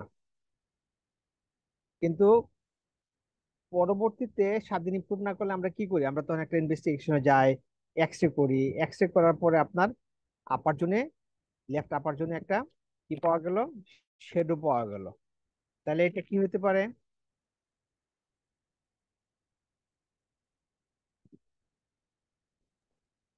হ্যাঁ, দুটাই হতে পারে, ক্যান্সারও হতে পারে, পিটিবি হতে পারে, তাই না? ক্যান্সার, টিবি, ক্যান্সারও হতে পারে, ক্যান্সার। পিটিবিও হতে পারে। Right, right. তাহলে আমরা আমাদের লেভেলে কি করব, আগেরটা যেরকম হাইপারথাইরয়েডের জন্য আমরা চিকিৎসা দিলাম, কিন্তু এখানে আমরা চিকিৎসাটা দিতে পারবো না। প্রাইমারি কেয়ার হিসেবে আমরা এখানে যথাযথ কর্তৃপক্ষের কাছে, আমাদের পিটিবির জন্য আমাদের দেশে কি হয়, স্যার এখন আমাদের হাইপারথাইরয়েডিজমে কি সরকারিভাবে ট্রিটমেন্ট যেসব দেবো সেটা, সেটা তো স্যার হাইপারথাইরয়েডিজমে ট্রিটমেন্ট কার্ডিওমাইওপ্যাথির দিতে জন্য পারবো। হ্যাঁ, পারবেন না? না, ট্রিটমেন্ট আমরা দিতে পারবো সেটা জিজ্ঞেস করতে। পারবেন, হ্যাঁ হুম। পারবেন। এবং এটা আপনি ওই যে যেভাবে ডোজটা আছে সেভাবে ডোজ দিয়ে শুরু করবেন। আপনি 2 সপ্তাহ দেখবেন। যদিও আপনার মনে হয় যে না, আপনার এক্সপেক্টেড রেজাল্ট আসতেছে না, তাহলে আপনি আপনার হায়ার কারো কাছে পাঠাবেন। আর পিটিভির জন্য আমাদের বাংলাদেশে গভর্নমেন্ট ডেজিগনেটেড সেন্টার আছে, সরকারি ওষুধ দিয়ে যদি ওরকম কিছু হয় তাহলে আপনাকে পাঠাবেন, অথবা যদি সাসপেক্টেড লাং ক্যান্সার হয় তাহলে আপনাকে অনকোলজির কাছে পাঠাবেন। তো আমরা কাকে আনএক্সপ্লেইনড ওয়েট লস বলবো? আনএক্সপ্লেইনড ওয়েট লস একটা তো বলাই হচ্ছে যে not trying to lose weight, number one. আর এই যে লুজ ওয়েট বললো, এটা কতটুক হলে, 10 পাউন্ডের একটা হিসাব আছে, 5% বডি ওয়েট যদি হয় 6 থেকে 12 মাসের মধ্যে, এটা আমরাকে আনএক্সপ্লেইনড বলতে পারি। আহ এই আনএক্সপ্লেইনড ওয়েট লস যদি আমি সাসপেক্ট করি, এবং ডায়াগনোসিসটা কিভাবে আমরা বলতেছি, এইটা কিন্তু আমাদেরকে সিরিয়াসলি নিতে হবে। এই আনএক্সপ্লেইনড ওয়েট লসের সাথে অনেক অনেক সিরিয়াস সিরিয়াস রোগের সম্পর্ক থাকতে পারে। তখন এটাকে হালকাভাবে না দেখে আমাদেরকে সেভাবে প্রগ্রেস করতে হবে, আগাতে হবে। এই যে আমরা বললাম একটা হাতে টিবি, একটা আছে ক্যান্সার। তো এই ডিজিজগুলো আমরা নিজেরা ট্যাকেল করতে পারবো না, আমাদের ইনিশিয়াল ডায়াগনোসিসের পর মেডিকেল সিক করতে হবে আপার লেভেল থেকে। এখানে সাধারণত আপনার ওয়েট লসের জন্য যে কারণ গুলো রিলেটেড, একটা তো আমরা বললামই লাংসের, জিআই ট্র্যাক্টের হতে পারে, প্যানক্রিয়াটিক ক্যান্সার হতে পারে। এই পুরা ক্যান্সারের সাথে কমনলি আর কি এই 3টা জায়গা রিলেটেড। অনেক ডিজিজের মধ্যে টিউবারকুলোসিস, এইচআইভি এবং প্যারাসাইটিক ইনফেস্টেশন হতে পারে ওয়েট লসের জন্য। প্যারাসাইটিক ইনফেস্টেশনটা মেইনলি অ্যাডোলেসেন্স এন্ড চিলড্রেনের জন্য হতে পারে। গ্যাস্ট্রোইন্টেস্টাইনাল কজের জন্য আপনার এখানে ক্রোনস ডিজিজ, পেপটিক আলসার একটা খুব কমন, ক্রনিক পেপটিক আলসার যেটা, সিলিয়াক ডিজিজ যদি হয় হতে পারে। এন্ডোক্রিনের মধ্যে হাইপারথাইরয়েডিজম অলরেডি, ডায়াবেটিস হতে পারে, অ্যাড্রিনাল ইনসাফিসিয়েন্সি হলেও হতে পারে। মেন্টাল হেলথের মধ্যে আপনাকে আগে বলছি যে ডিপ্রেশনের দুই দুই দিকই হয়। কোনো কোনো ডিপ্রেশনে অবেসিটি হয়ে যায়, আবার কোনো কোনো ডিপ্রেশনে অ্যানোরেক্সিয়ার জন্য তার ওয়েট লস হতে পারে। আর ইটিং ডিসঅর্ডার আছে কতগুলা, সেটাও দেখে নিন, অ্যাংজাইটি হলে হতে পারে। মেডিকেশনের মধ্যে chemotherapy, thyroid medication and diabetics,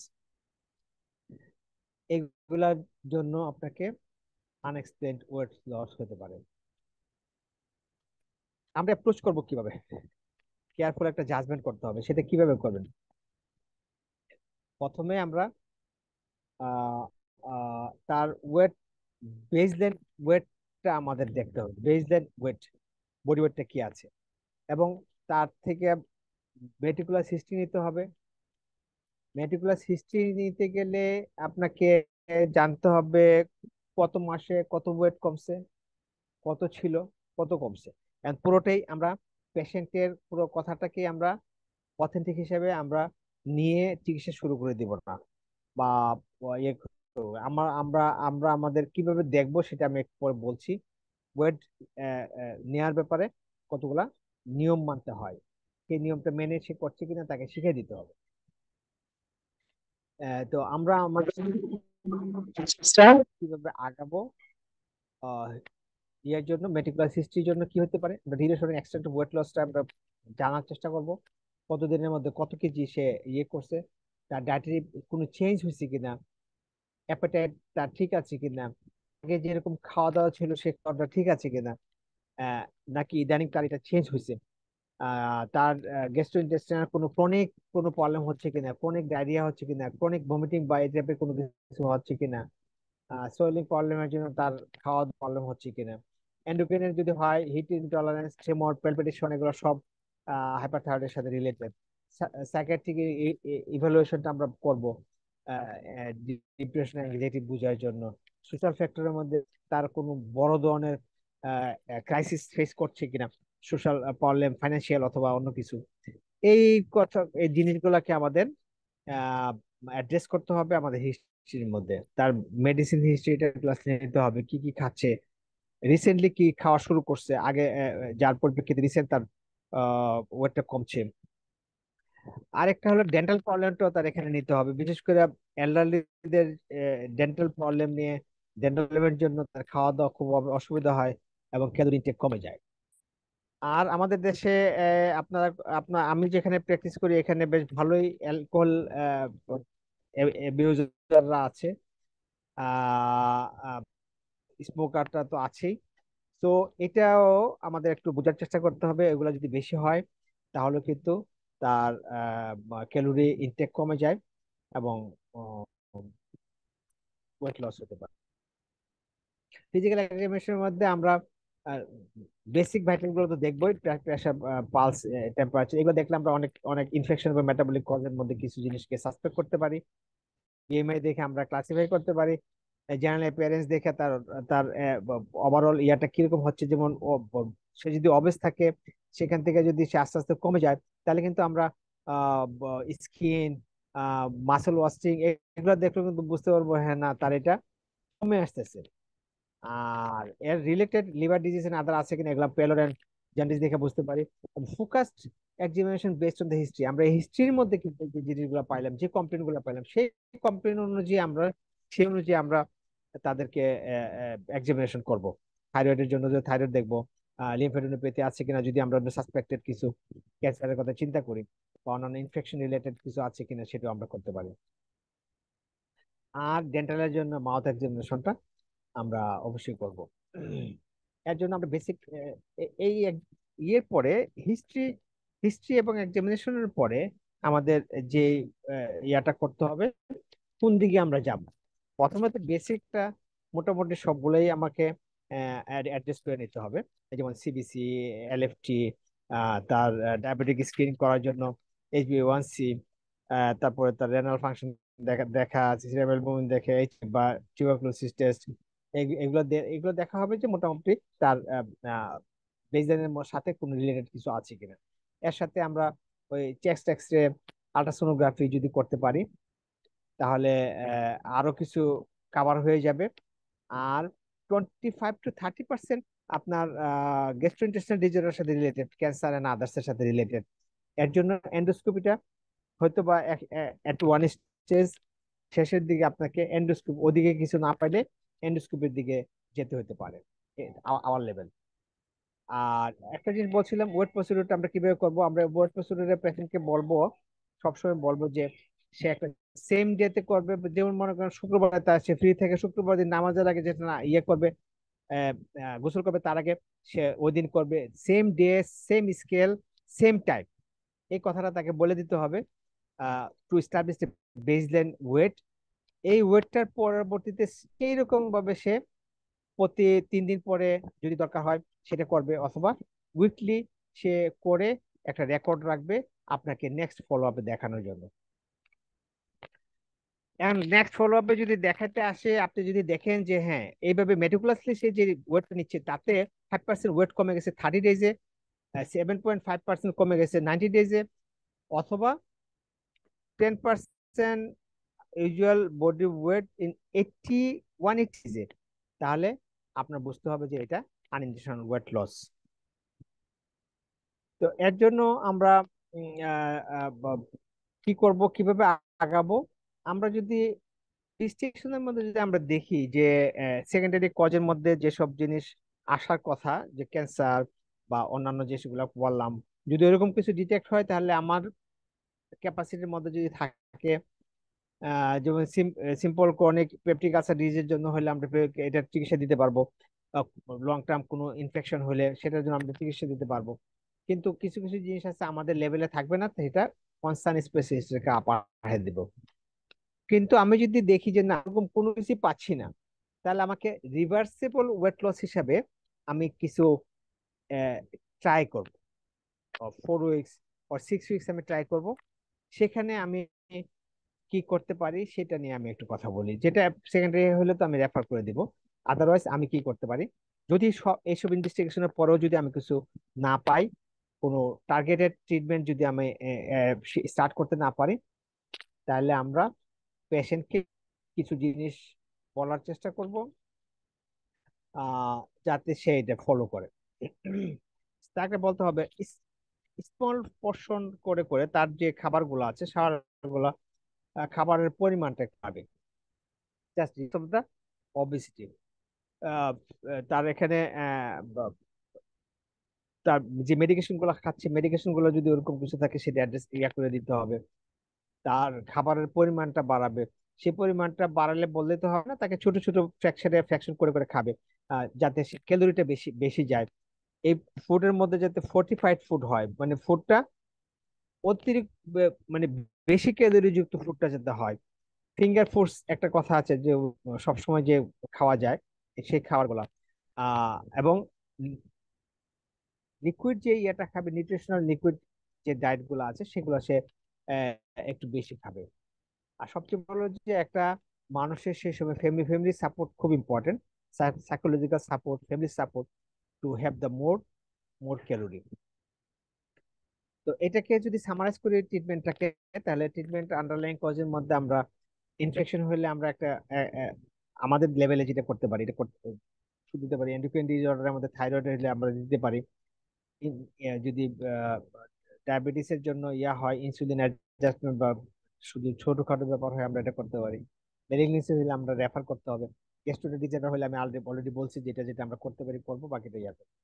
nutrition সাপোর্টের জন্য, ডায়েটারি মডিফিকেশনের জন্য আমরা হাই ক্যালোরি এবং ওই যে যেগুলো আমরা বললাম সেভাবে ইয়ে করবো। এবং একটা যে আমি যদি দেখি নিউট্রিশনাল সাপোর্টের মধ্যে আসলে আমরা ওইভাবে পাচ্ছি না, তার জন্য তার প্যাটার্ন মোর স্পেসিফিক করার জন্য, ইন্ডিভিজুয়ালাইজ করার জন্য আমরা তাকে যদি বুঝিয়ে যদি বলতে পারি আপনি একটা নিউট্রিশনাল ডায়েটিশিয়ানের হেল্প নিয়ে আসেন এবং পরবর্তীতে আমার সাথে ফলো আপে থাকবেন, তাহলে আপনার তাকে হেল্প করতে পারবেন। সাইকোলজিক্যাল সাপোর্ট অবশ্যই দিতে হবে। আর যদি একটা স্টেজে মনে হয় তাহলে সাইকোলজিস্টের সাপোর্ট নিতে হবে। এবং regular follow up is the very important. So in conclusion আমি কিছু কথা বলবো। তার আগে আপনাদের মধ্য থেকে বলেন। আমরা আসলে এটা একটু রেপিট আসছি আমি, কারণ টাইম শেষ হয়ে যাচ্ছে। তো আমাকে একটু আপনারা বলেন যে আনইনটেনশনাল ওয়েট লসের ব্যাপারে, অবেসিটির জাস্ট উল্টা যেটা, আপনারা কতটুকু বুঝতে পারছেন, কিভাবে আপনারা আগাবেন, এবং এই যে কথাগুলো বলছি তার মধ্যে কোনো কিছু বুঝার কিছু আছে কিনা।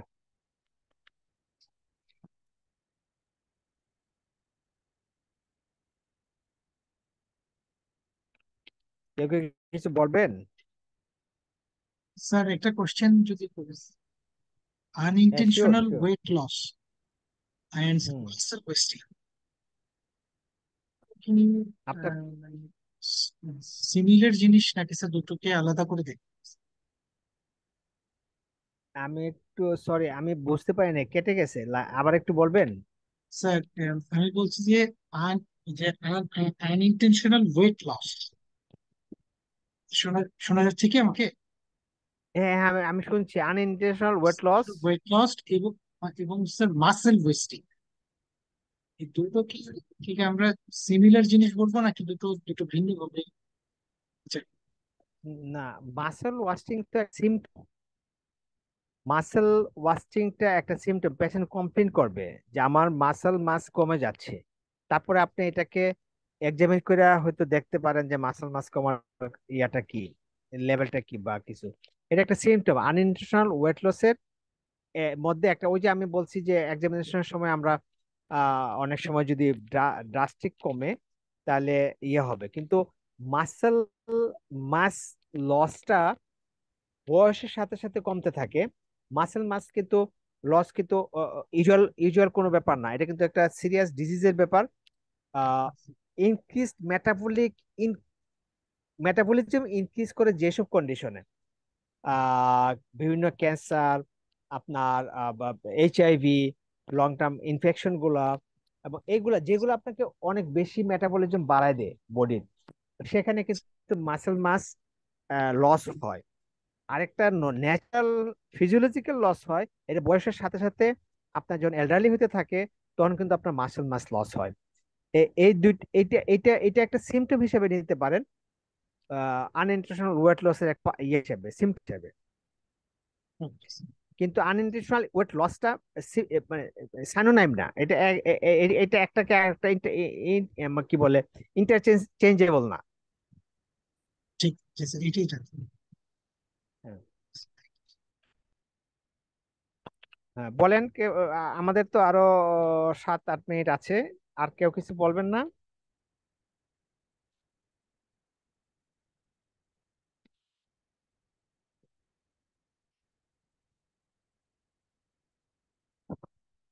বাকিরা কি আছেন না? খাওয়া দাওয়াতে চলে গেছেন? হ্যাঁ আছি স্যার। শুভশ্রী আছে নাকি?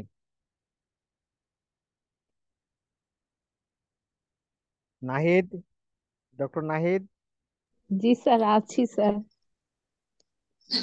কি কিছু প্রশ্ন করছেন না? না স্যার, প্রশ্ন নাই স্যার। প্রশ্ন না থাকলে হবে না তো। ডক্টর সাইফুল, ডক্টর সাইফুল একবার চুপচাপ ছিলেন, আপনি কি ডিউটিতে আছেন এখনো?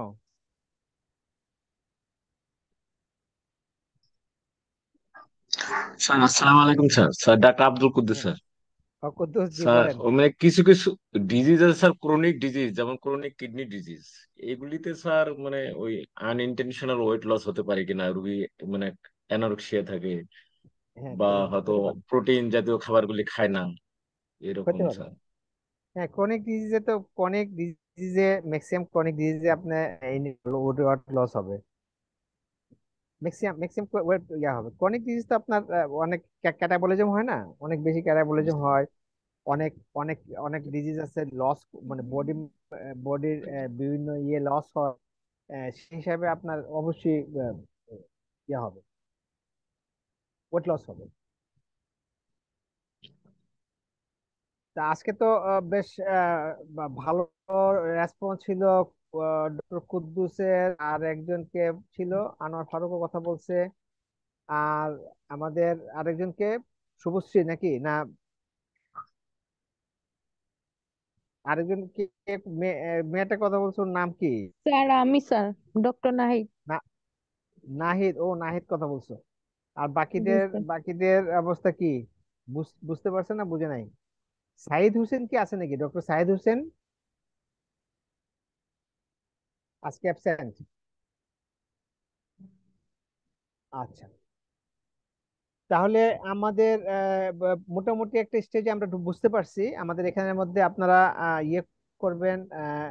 একটু আহ, আমি আমি প্রি রিডিং এর সময় পাই নাই, আমি ছিলাম না ঢাকায়। প্রি রিডিং এর কিছু জিনিস ম্যাটেরিয়ালস দিয়ে দিব। আপনার এখন তো আপনাদের হাতে প্রচুর স্কোপ, রিসোর্সের অভাব নাই।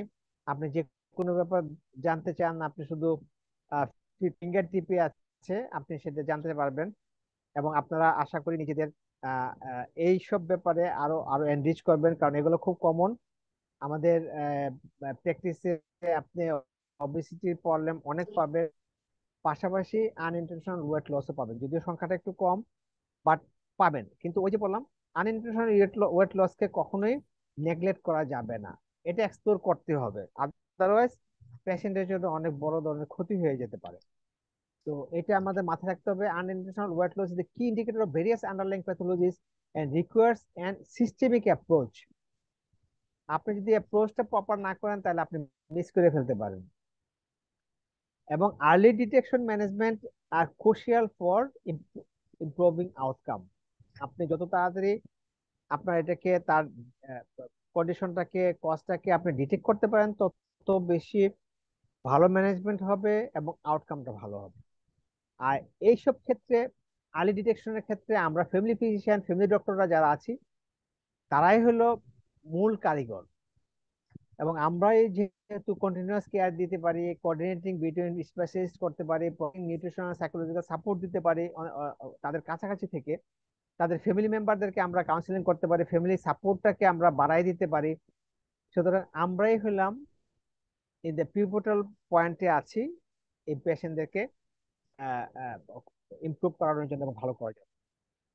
সো আমরা তাহলে কি করব? আমরা প্রথমে রিকগনাইজ করবো রেড ফ্ল্যাগস। রেড ফ্ল্যাগস মানে তার কোনো সিরিয়াস কোনো প্রবলেম এটার সাথে আন্ডারলাইং আছে কিনা বুঝার চেষ্টা করব।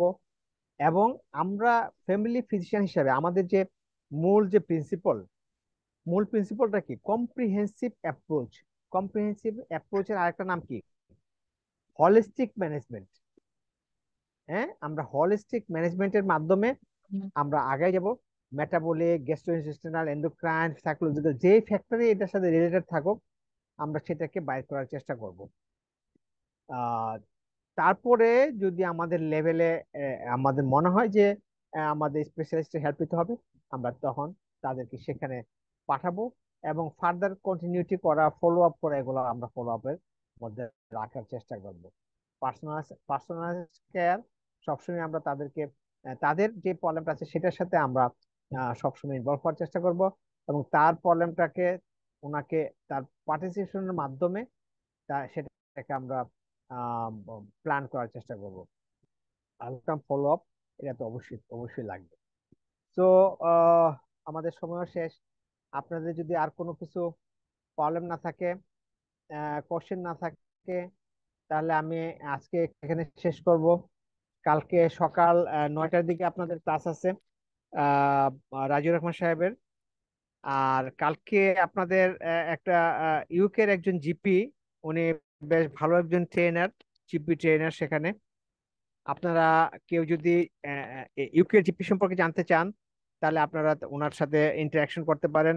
এখনই আপনারা যে দুইটা ক্লাস নিয়ে দুইটা ক্লাস হবে, একটু দেখেন এবং তাদের কাছ থেকে কোন জিনিসটা আপনার জানা উচিত, সেটা আপনারা দেখেন, বের করেন।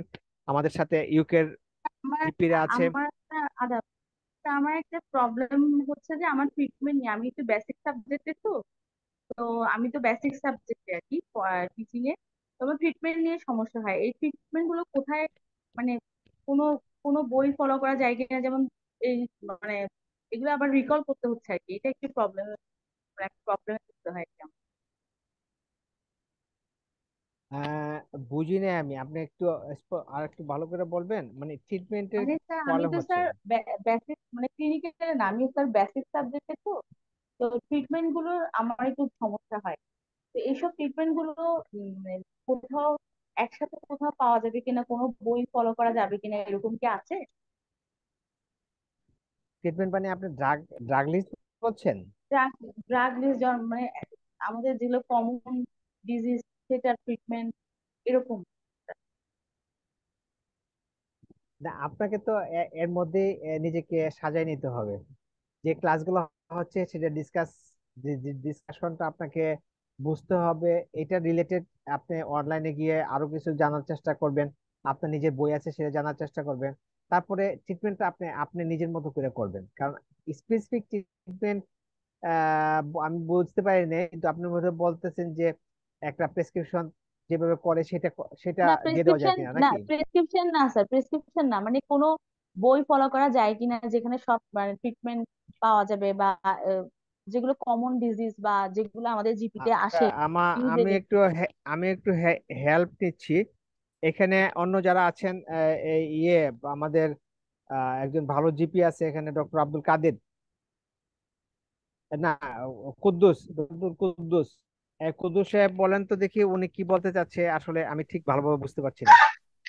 স্যার উনি মনে হয় যেটা বলতে যাচ্ছে যে যে ডিজিজ গুলা মানে জানতেছি আর কি, এমন কোন বই যে বইয়ে হচ্ছে যে আমরা এই ট্রিটমেন্ট প্ল্যানটা মানে সবগুলি পেতে পারি আর কি। তা একসাথে আমার পেতে কাছে পারি যেটা কিনা, মনে হয় হ্যাঁ স্যার, হ্যাঁ। হ্যাঁ আমি যেটা স্যার ফলো করি, আমি জিপি করি, আমি বেসিক সাবজেক্টের। তা আমি সবচেয়ে বেশি ফলো করি মানে বেসিক সাবজেক্ট মানে ইয়ার মানে ট্রিটমেন্টের জন্য আর কি, মানে হুম। সংক্ষিপ্ত ভাবে sir Davidson principal of medicine, এটাই আমার কাছে ভালো লাগে স্যার। ও, ডেভিডসনটা তো ডেভিডসন, অনেক বড়, এটাই ফলো করতে হবে। ও, না এটা আসলে অনেক বড় না, মানে এটা মানে আপনি না, শুধু যেগুলি কমন ডিজিজ এইগুলি আগে পড়বেন নিজের ওগুলা মতো করে, তাহলে আর অত বড় লাগবে না। এটা তো হলো দেবশ্রী বড়ুয়া না, বলছেন যে? দেবযানী, তাই আমি দেবযানী সরি, বড়ুয়া। সরি, আমি ভুল করছি। দেবযানী, আপনি কোথায় আছেন এখন? তা আমি ওই চিটং মেডিকেল কলেজে আছি বেসিক সাবজেক্টে। আচ্ছা, আচ্ছা, আচ্ছা। তা তো আমার মানে আমি ওইটাই করতে হবে, ওই যে ডক্টর কুদ্দুস যেটা বললেন, ডিজিজ গুলো আসলে পড়তে হবে। পড়লে আপনার একটা নিজস্ব একটা স্টাইল তৈরি হবে। জি আহ, এটাই হলো আসলে মেন আর কি। আর ডেভিডসন পড়তে পারলে তো খুবই ভালো। ডেভিডসনের জি পরেও ছোট ছোট অনেক বই আসছে, প্রেসক্রাইবার্স আসছে, একটা ইন্ডিয়ান একটা আছে, এরকম টাইপের কিছু বই আছে, এগুলো তো আপনারা দেখতে পারেন। প্রেসক্রাইবার। জি এখন জি যে আগে যে একটা ছিল, যেটা ছিল স্যার কুইন্ট নামে পরিচিত ছিল, আর এখন যেটা হ্যাঁ, এটা মানে অনলাইনে একটা অ্যাপস আছে ডিমস, এখানে এটা ওই হলো ড্রাগের ড্রাগ, ড্রাগের জন্য। ডিমস, যেটা ডিমস, জি স্যার। ডিমস জিমস একটা এটা আছে, এটা ড্রাগ, ড্রাগ, হ্যাঁ। ড্রাগের জন্য, হ্যাঁ। আপনি কোন আপনি আপনি ডিজিজ পড়ে নেবেন, আর অ্যাভেলেবল ড্রাগ কি আছে এটা আপনি ডিমস থেকে নিতে পারবেন। হ্যাঁ, ও ভালো বলছে, এটা ওখান থেকে নিতে পারবেন। জি জি স্যার। তো ঠিক আছে, তাহলে কালকে আপনারা ক্লাসে অ্যাটেন্ড করেন। কালকে আমি হয়তো থাকতে পারবো না ক্লাসগুলোতে, বাট আমি চেষ্টা করব ইয়া করতে, যেখানে থাকি একটু চেষ্টা করব কমিউনিকেট করতে। কোনো রকম অসুবিধা হলে বা কোনো সহযোগিতা চাইলে আমাকে জানাবেন। আর আমাদের আইটির জন্য, সাপোর্টের জন্য আইটি টিম আছে, ওরাও আপনাদেরকে সহযোগিতা করবে। আর আমি আশা করব আপনারা যে ক্লাসটা হবে ক্লাসটা আগের দিন পড়বেন, আগের 2-3 দিনের মধ্যে পড়বেন। পরে আপনার তাহলে তো আপনি কি জানতে চান, আপনার কোন দিকে আপনার একটু উইকনেস আছে, সেটা আপনি কিভাবে প্র্যাকটিক্যালি সলভ করবেন। বইতে পড়লে নেই, তারপর বইয়ের সাথে আপনার ডেইলি লাইফ, ডেইলি প্র্যাকটিসের সাথে আপনার কোন জায়গায় কনফ্লিক্ট করছে, সেটা কিভাবে সলভ করবেন, আপনি তখন প্রশ্ন করতে পারবেন। এইটা আরো ইফেক্টিভ হবে, আপনাদের জন্য অনেক সুবিধা হবে। যেমন আমি বললাম, অস্ট্রেলিয়া বা ইউকে যে জিপিরা আছে, ওনারা কি কিভাবে করে, কিভাবে প্র্যাকটিস করে, এগুলো আপনাদের জানার ব্যাপার। এত সহজ ছিল না, আমরা কিন্তু এত সহজে পাইনি। আপনারা যেরকম এত সহজে আপনারা ওয়ার্ল্ড ওয়াইড কমিউনিকেট করতে পারছেন, সরাসরি কথা বলতে পারছেন, এগুলো কিন্তু আপনাদের জন্য একটা বিরাট blessing. Try to utilize all those blessings. হ্যাঁ, তো ভালো থাকবেন। যদি কারো কোনো কিছু প্রশ্ন না থাকে, আমি কি শেষ করব? Thank you. জি sir, thank you sir. Okay, সবাই ভালো থাকবেন। Good night. Good night. আসসালামু আলাইকুম স্যার। ওয়ালাইকুম আসসালাম।